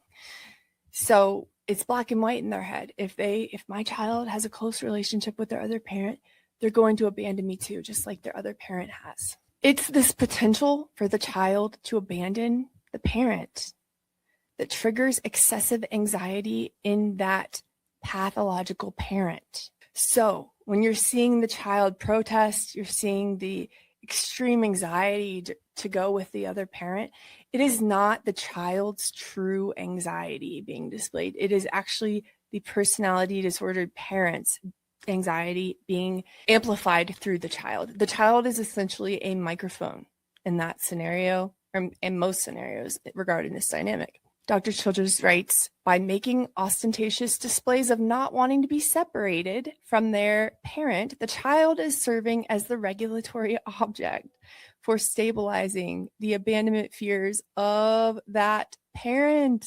Oh my goodness. When I read that, it's like all these different puzzles clicked into place for me. No wonder. So they're actually displaying this outrageous anxiety and these protest behaviors because by doing so, they're able to regulate their parent. That is why they are doing that. Does that make sense? Now, this intense anxiety of the child is actually misinterpreted by that NPD or BDP parent as an authentic emotional signal. These folks have zero insight into their behaviors, into their emotions. They have, an infantile ability to regulate their own emotions during those visitation transfers, custody transfers. Their inner fears of abandonment or rejection become so triggered and an impending collapse is on its way. And there are signs and symptoms of this collapse that the child picks up on just like that because they're so hyper aware of that parent's every emotion, every expression, and the child will do anything to keep their parent from having that emotional collapse because if they have that emotional collapse, the child is not safe. Now, the child knows instinctively what will regulate their parent and make their parent and their anxiety subside. And in this scenario, it would be for the child to refuse to go. The child senses, maybe on an even instinctual level, that their parent doesn't want them to go with their other parent. They sense that. They sense that their parent is about to fly off the deep end. And so they refuse to go with their other parent. And they demonstrate all these big acts of anxiety, fear, and they might really be feeling that fear too. But it's serving the role of regulating that parent. The actual threat is from the impending collapse of the parent's fragile self-regulation, which will occur, by the way, if the child is allowed to form an attachment to the other parent. He says the child's display of excessive anxiety about forming a relationship with the targeted parent is serving a regulatory function for the emotional and psychological state of the MPD or BDP parent. He gets into what happens if the child actually goes with the other parent. I want to answer this question real quick. Gratitude says, are they conscious of their own behaviors? If you're talking about the parent who is the pathological parent, according to Dr. Childress in this book, the answer is no. They are not conscious of it. So despite the child's protest at visitation transfers, once the child's transfer to the targeted parent is finally achieved, he says, the child's display of protest behaviors will oftentimes subside, and the child will display a normal range relationship with the targeted parent. Let me know if this is the experience you've had. He says, however, the longer the alienation continues, the more entrenched and longer lasting the child's symptoms will become. And this is when I started to feel a little sad, because this is unfortunately the track that my life took. Dr. Childress writes on page 165, in the absence of parental signals of anxiety, the child's attachment system response to parental signals of threat disengages. So they're away from the parent who's doing that threat response, and they're able to re-engage with their targeted parent, or so he says. However, he writes, the longer the pathology of the MPD or BDP parent is allowed to influence the child's attachment bonding toward the targeted parent, the more entrenched the child's pathological responses to the targeted parent will become. This was my situation. And the child will gradually begin to display increasingly diminished recovery following visitation transfers. Looks different for everyone, but what he's essentially saying here is that while at first the child might be able to still maintain that normal relationship you're used to, over time, they're going to be worn down. Their spirit's going to be worn down. They will have less and less of an ability to bounce back, essentially, when they go with their targeted parent. Yeah, this made me really sad, because he says the child will begin to avoid interacting with the targeted parent while in the care of this parent. The child will begin to show diminished interest in exploratory behavior with the targeted parent of going on outings and doing activities. Yeah, that's what happened to me. So I was not able to recover once going. If I ever did go with my dad, I wasn't able to recover to my true self or recover our true, authentic parent-child bond. I was still acting as if in that threatened state, so to speak. He also mentions that excessive displays by the child of emotional distress at visitation transfers become increasingly stressful to endure. That makes sense. Over time, the child will begin to dread these transfers. They will actually begin to experience what is called anticipatory stress to the visitation transfer. So they experience severe distress, emotional distress, before the transfer even begins. And the child doesn't know they're being manipulated, so they interpret this anticipatory stress as just fear of their parent. And eventually the child's anticipatory anxiety surrounding these transfers can result in, my gosh, this is crazy. It can result in the child developing a generalized phobic anxiety surrounding the targeted parent, which is interesting to me because over the past 3 years, I have made more than one video talking about how I had a phobia of my dad, literally a phobia. Okay. It was an irrational fear of my dad when no fear was needed to occur. And once I figured everything out and learned the truth, whatever you want to say, that phobia was still there. It goes back to the child being a regulatory object for that parent. They need the child, not because they love them, not because they want to be with them, but because they need that child to regulate their own emotions. That is why we are used, we are exploited, and then we are discarded. The parent's fear of abandonment, Dr. Childress writes, is triggered by being separated from the regulatory other attachment figure of their child. And this is why my mom allowed my brothers to go with my dad. This is why she didn't need them to reject him. This is why she allowed them to continue to have a loving relationship with my dad, because they were not a regulatory object for her. She had her regulatory object. She had her personality structure intact. It wouldn't collapse because she had me to regulate it. And that was enough. So the boys were allowed to go with my dad because she had me to do the regulation. He writes, it is the child who supposedly cannot bear to be separated from the parent, when in all actuality it's the parent who cannot be separated from the child because that child is regulating the parent's emotions. And the clinical term for this process is called projective identification. Now, this is the hardest part of the chapter to understand, in my opinion, but it is very important to understand. So let's try. So projective identification. This is when you have a parent. This is the parent, okay?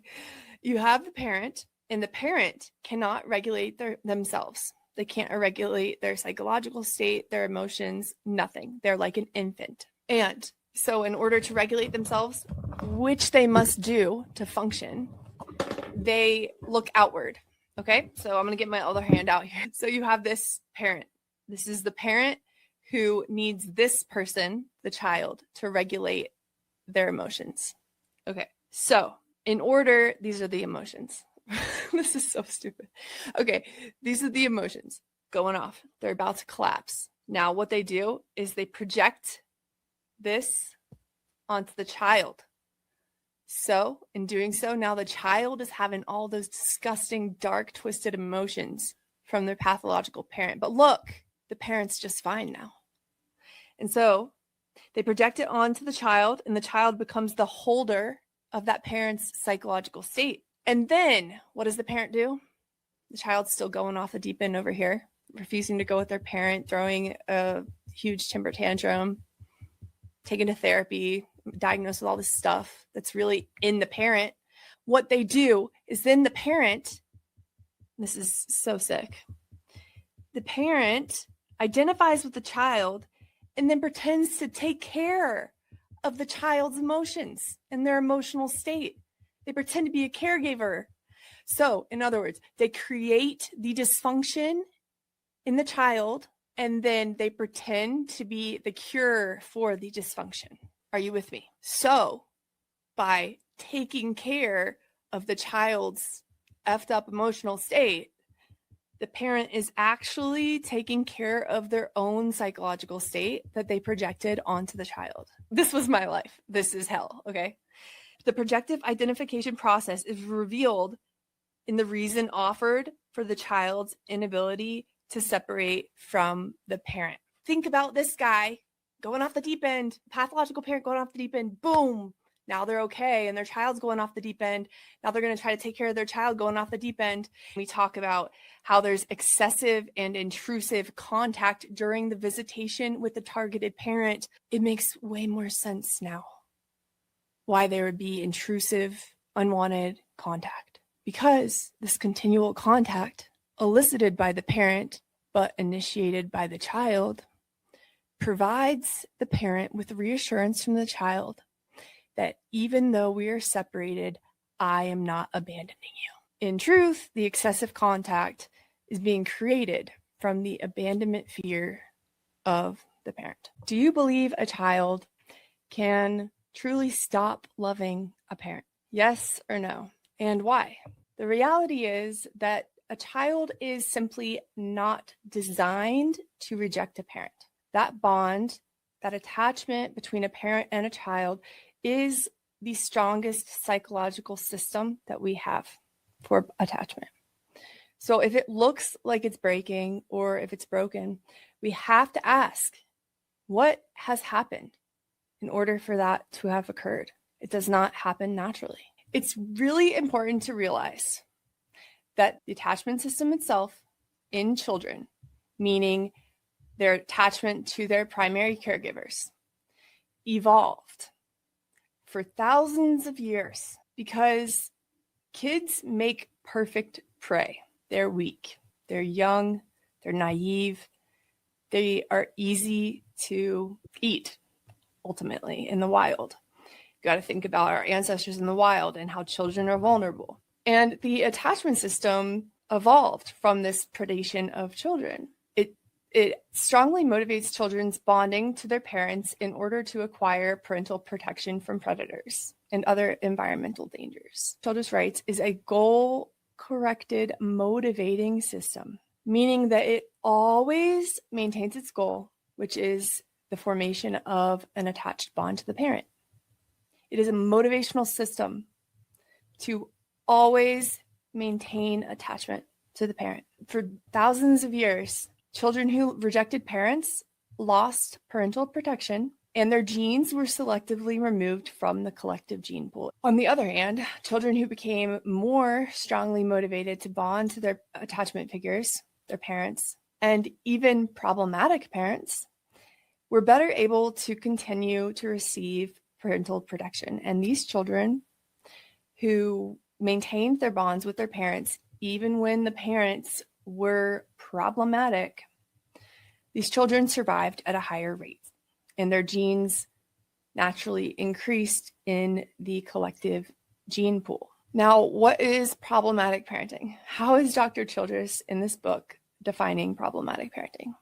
So glad you asked. Okay, so problematic parenting, what it does is it creates an insecure attachment bond, and that insecure attachment, you might think that causes the child to have a rift in the parent-child relationship, but that's actually not the case. When you have problematic parenting and the creation of an insecure attachment bond, what happens is that the child's motivation to seek closeness with that problematic parent actually increases. When I read this, I thought, how counterintuitive.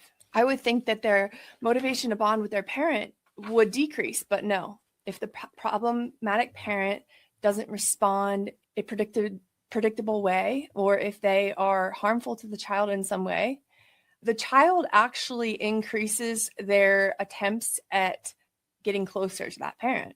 When the child is confronted with problematic parenting, the attachment system motivates the child to make adjustments to the way in which they are forming attachments to the parent, because the attachment system always maintains the goal of forming an attachment bond to the parent. That's what is meant by a goal-corrected and motivational system. It means that they are always maintaining the goal of an attached relationship with the parent. This is really the bedrock of understanding everything else in this chapter. In response to that problematic parent, the child actually will adjust their behavior in characteristic ways in order to maximize their attachment. And Dr. Childress also writes several times, actually, that under no circumstances does the attachment system seek to sever the parent-child bond, because the child would be eaten by predators.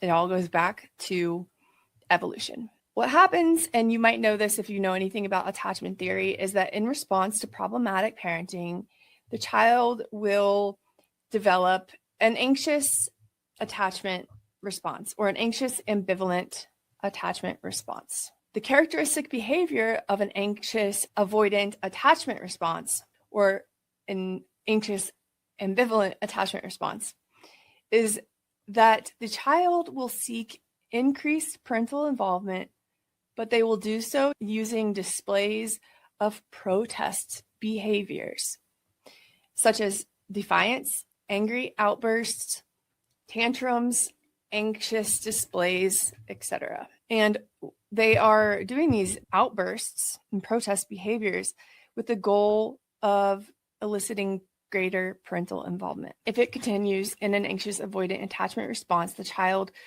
may become withdrawn and overly self-reliant so as to avoid provoking the parent's further rejection or withdrawal.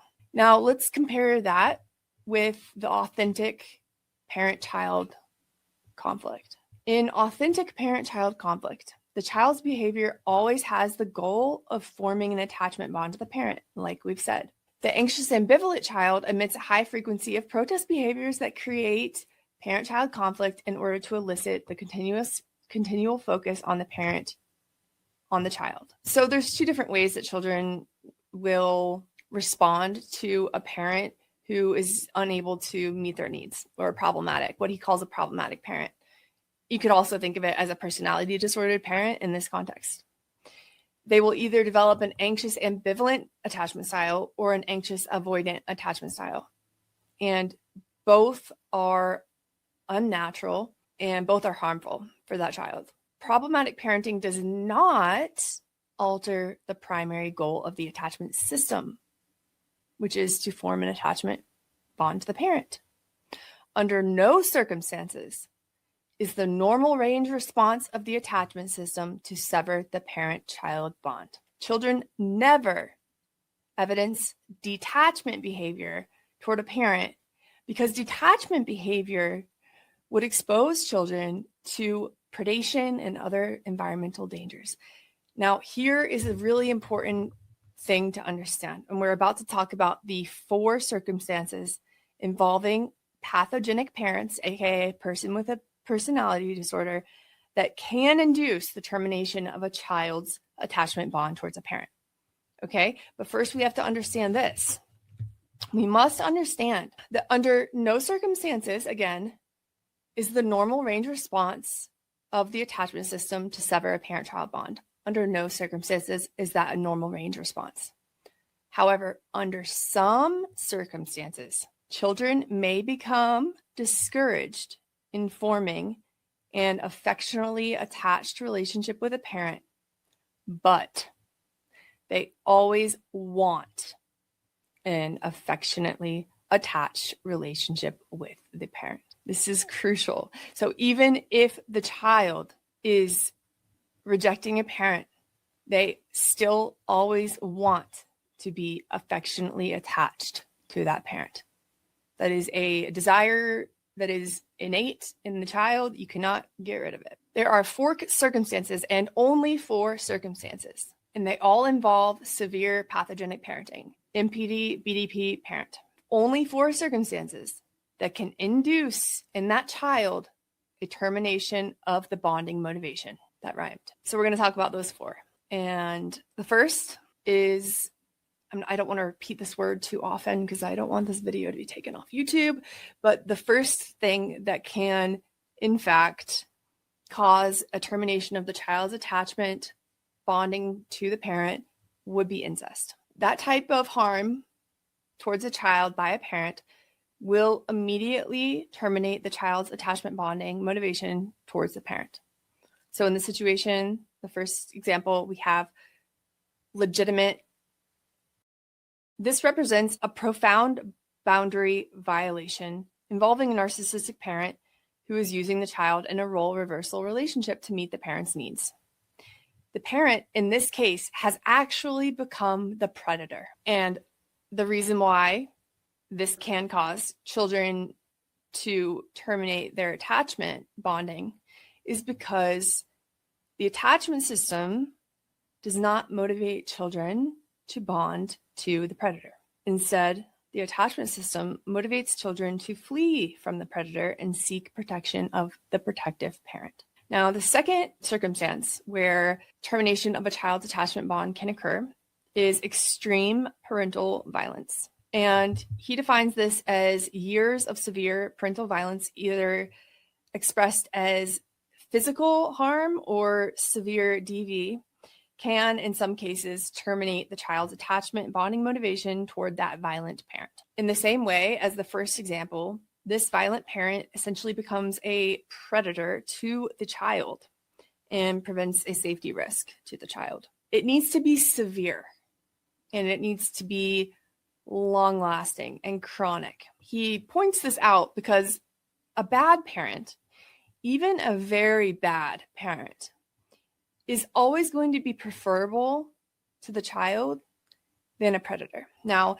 it's a little bit different when your parent becomes the person who is the predator. The third circumstance in which the child's attachment motivation can be terminated is chronic parental neglect, decades of severely neglectful parenting. And this might involve substance. This might involve some type of addiction, but not always profound neglect. Dr. Childress points out that this tends to reflect profound child discouragement in the ability to form an affectionately attached bond to the parent.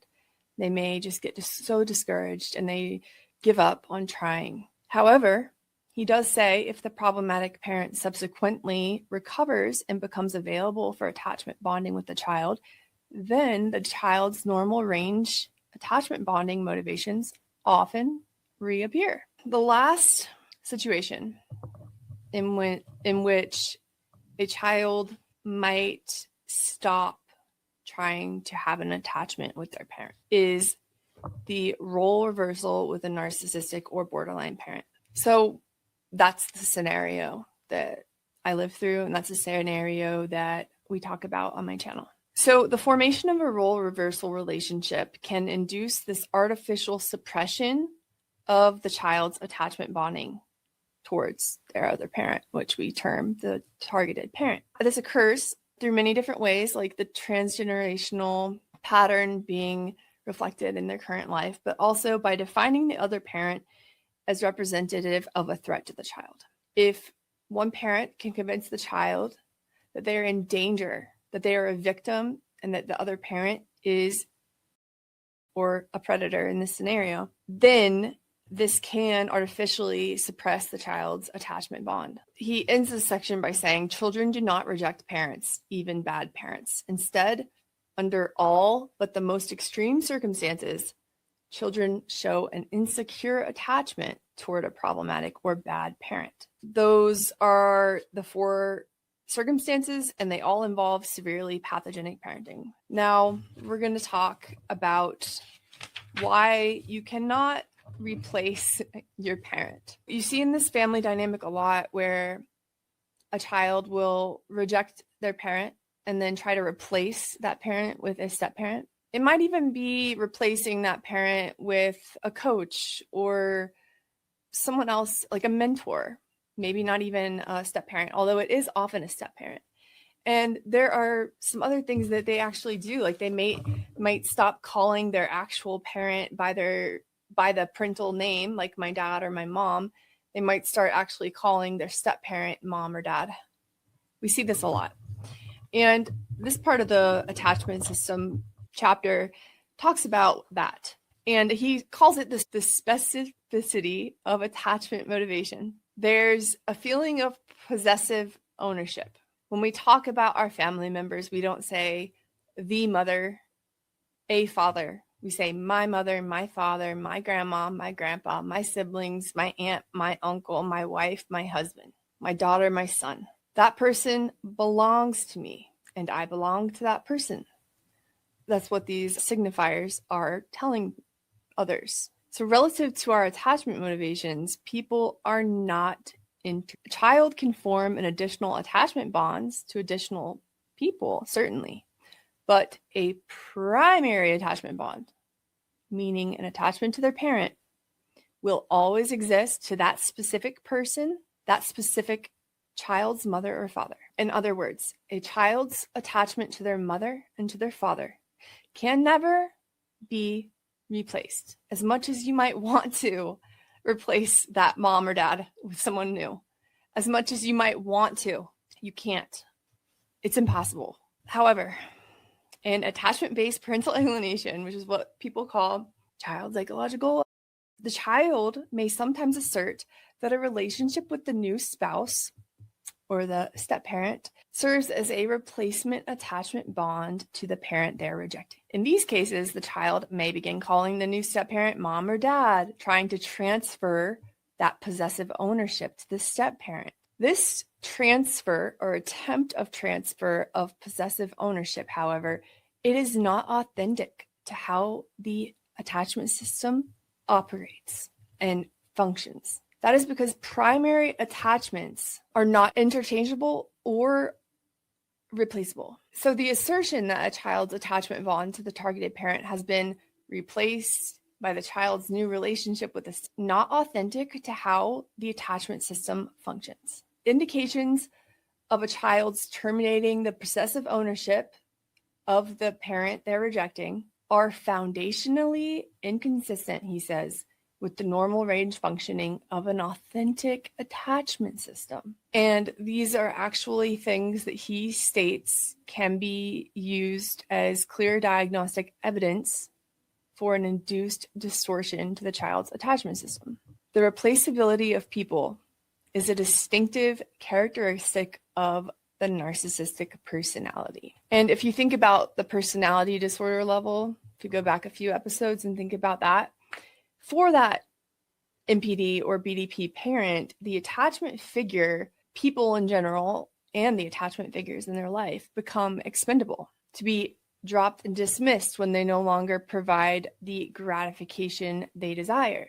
So the child who is dismissing possessive ownership of a parent, trying to replace their parent, this is actually evidence of the influence of their pathological parent, because that's a trait of disordered attachment. It just does not happen naturally. So we're going to move on to the grief response. This is really interesting and also important to know. So as the primary motivational system, the attachment system in a child functions in very characteristic ways, predictable ways. It also dysfunctions in predictable ways. If you have an affectional bond, the child could move away, the parent could move away. But despite time and distance, there will be a desire from time to reestablish proximity, to check in, to interact, and then sometimes to reunite in person.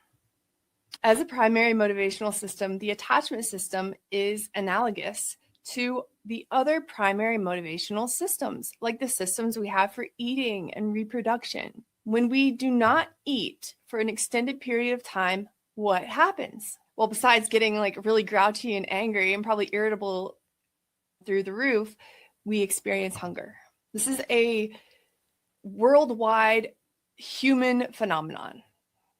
We don't eat, we get hungry. The experience of hunger is because of the loss of food, and it's a natural result of the primary motivational system for eating.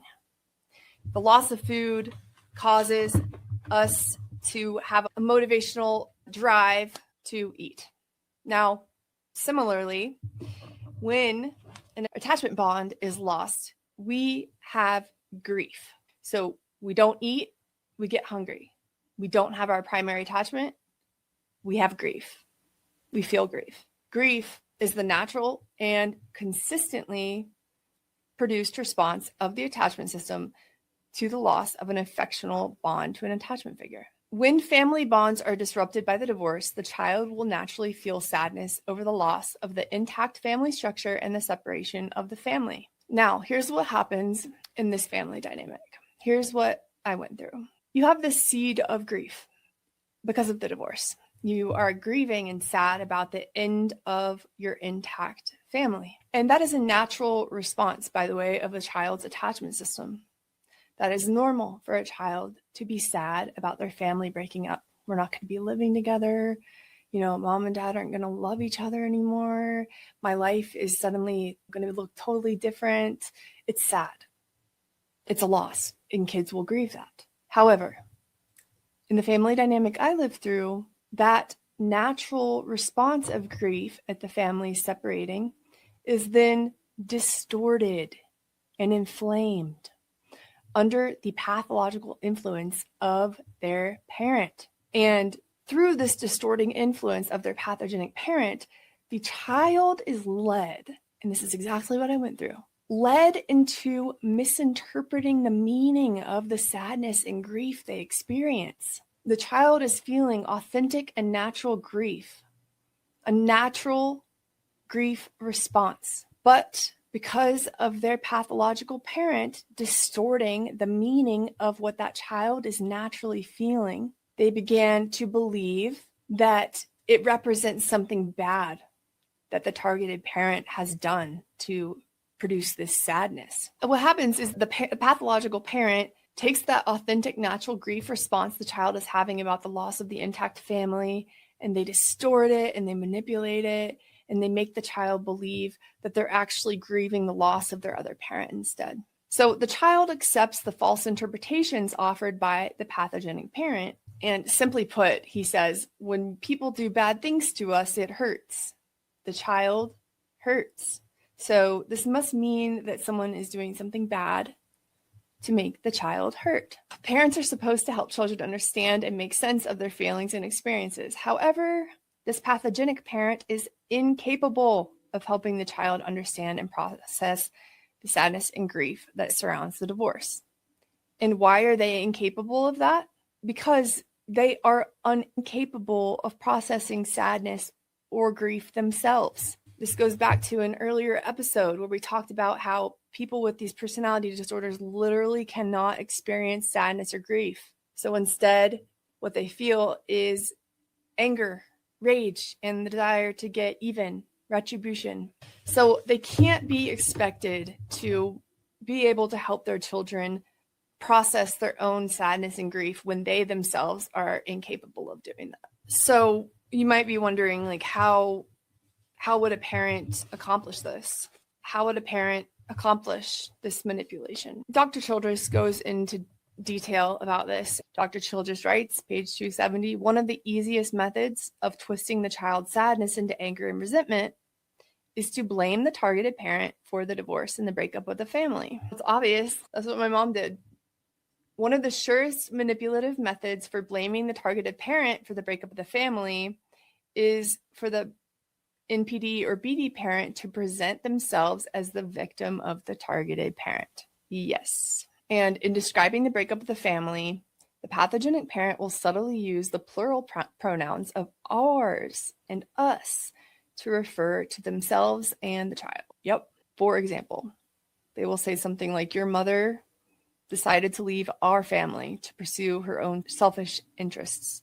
She doesn't care about what happens to us. Or, I don't know how we're going to make ends meet financially now that your dad has left us. This goes back to the very beginning. The mother and father are getting a divorce, but for that pathological parent, they are unable to see that there are two things going on.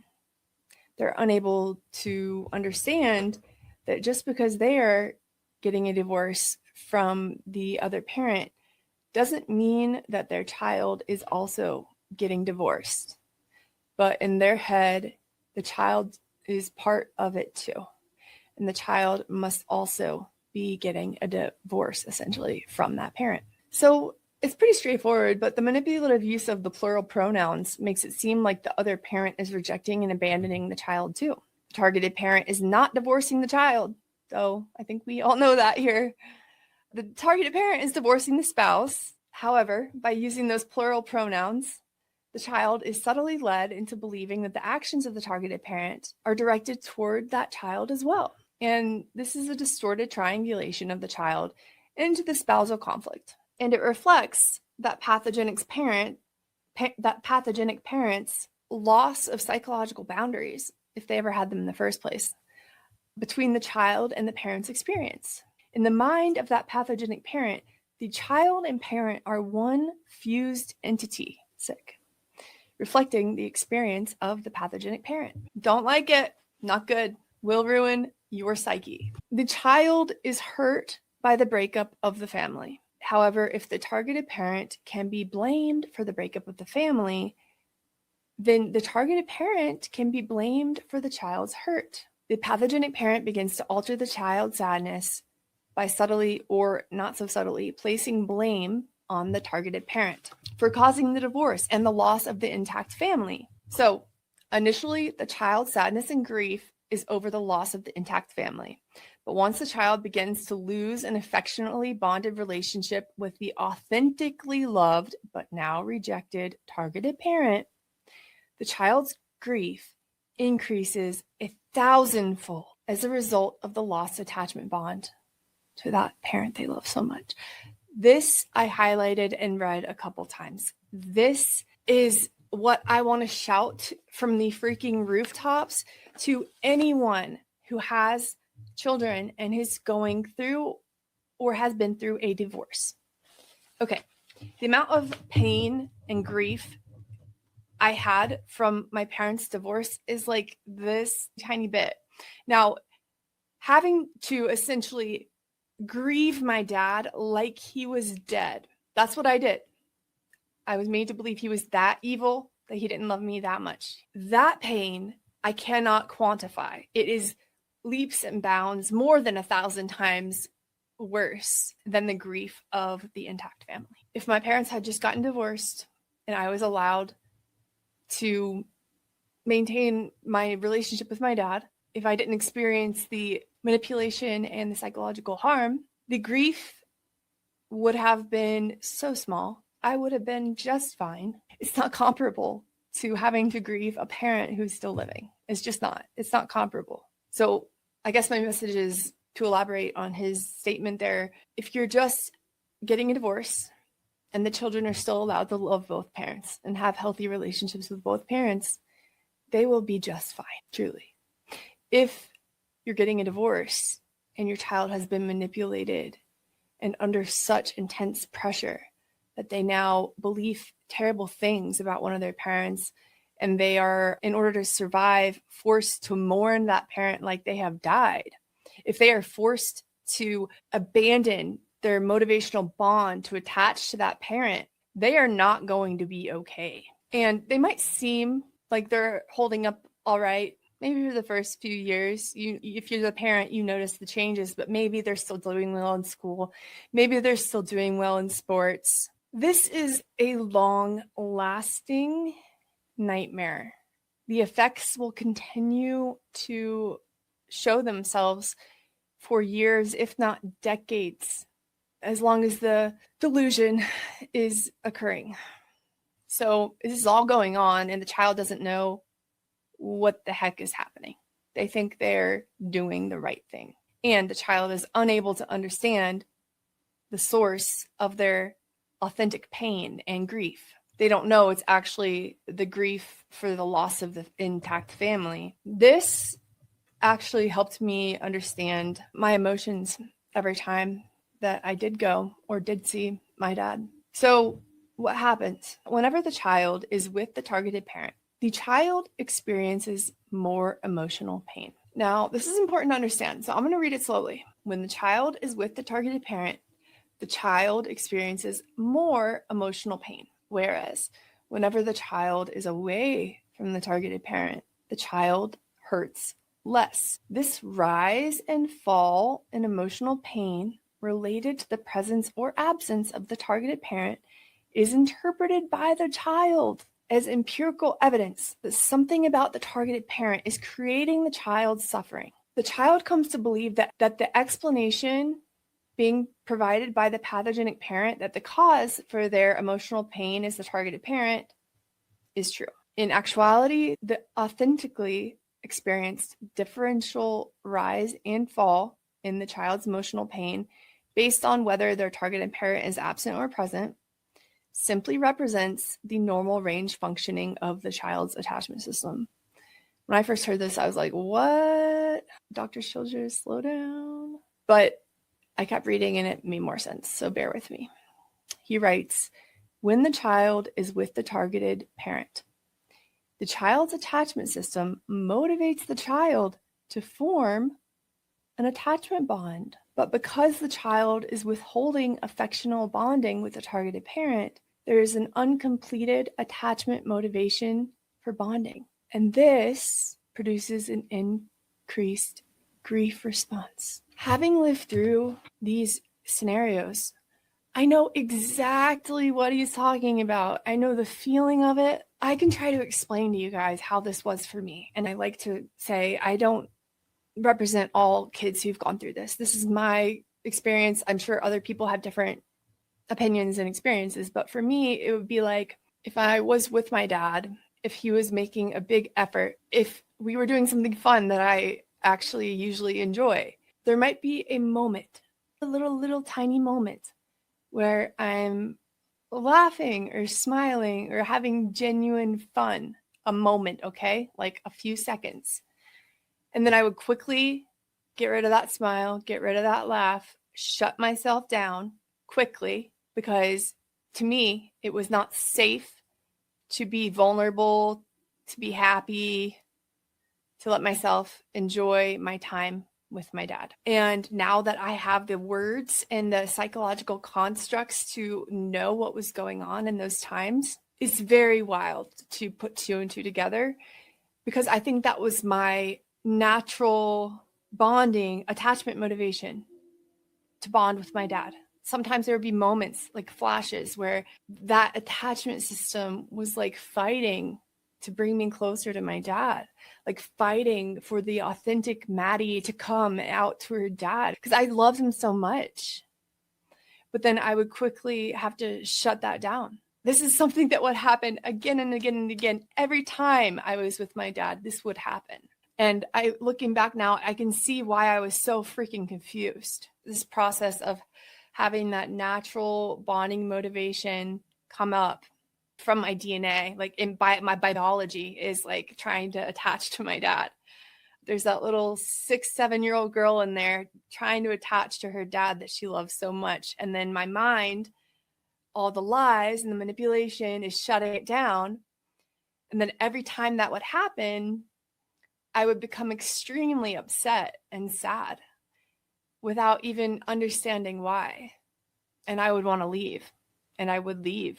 And it was nothing that my dad said or did at all. This is why I have my project. This is why I continue to do this, despite the fact that it would be easier for me emotionally, psychologically, even physically, to just move on with my life, because this is so incredibly damaging. This is so wrong to do to a child. And I know most of you guys listening to this video will just say, I know, it is, I know. But if you're somebody who thinks that the kids will be okay, kids are resilient, kids only need one parent, you need to check yourself, because you're wrong. Okay, so he says, Dr. Childress says, if the child were simply encouraged and allowed to form an affectionately bonded relationship with the targeted parent, then the child's grief response would automatically resolve, and the child would no longer feel any emotional pain with that targeted parent. If the child were allowed to form an affectionately bonded relationship with the targeted parent, then the child would also acquire an accurate representation for the interpretation for their grief and sadness. So it's back and forth. I mean, this can go on for years and years and years, and you are being worn down. You are constantly in fight or flight mode, constantly in this state of grief and pain, intense emotional pain. So eventually, the only avenue open to that child for resolving the misunderstood grief response for the beloved, now rejected targeted parent is for the child to terminate all contact with the targeted parent. That is the only thing they have to do, the only option they have in their brains for resolving this grief response, because it is a misunderstood grief response. As long as the targeted parent is available for bonding, but the child is not completing that attachment motivation, then the child will continually experience an immense but misunderstood grief and sadness over the lost relationship with the targeted parent. In normal range grieving, the parent dies and the child grieves. In the scenario of parental alienation, this is reversed. The child is grieving, and it is so painful that they must psychologically kill their parent in order to resolve the grief response. I was worn down for years. Every day, day in and day out, worn down for years. And that's what I did at age 9. I psychologically killed my dad in order to resolve the grief response. I did. I've said it many, many, many times. I mourned my dad like he was dead. That's what I did. I mourned him like he was dead. I didn't know it at the time, but that was a survival mechanism for me. That was the only way I could escape that intense, continual pain of grieving.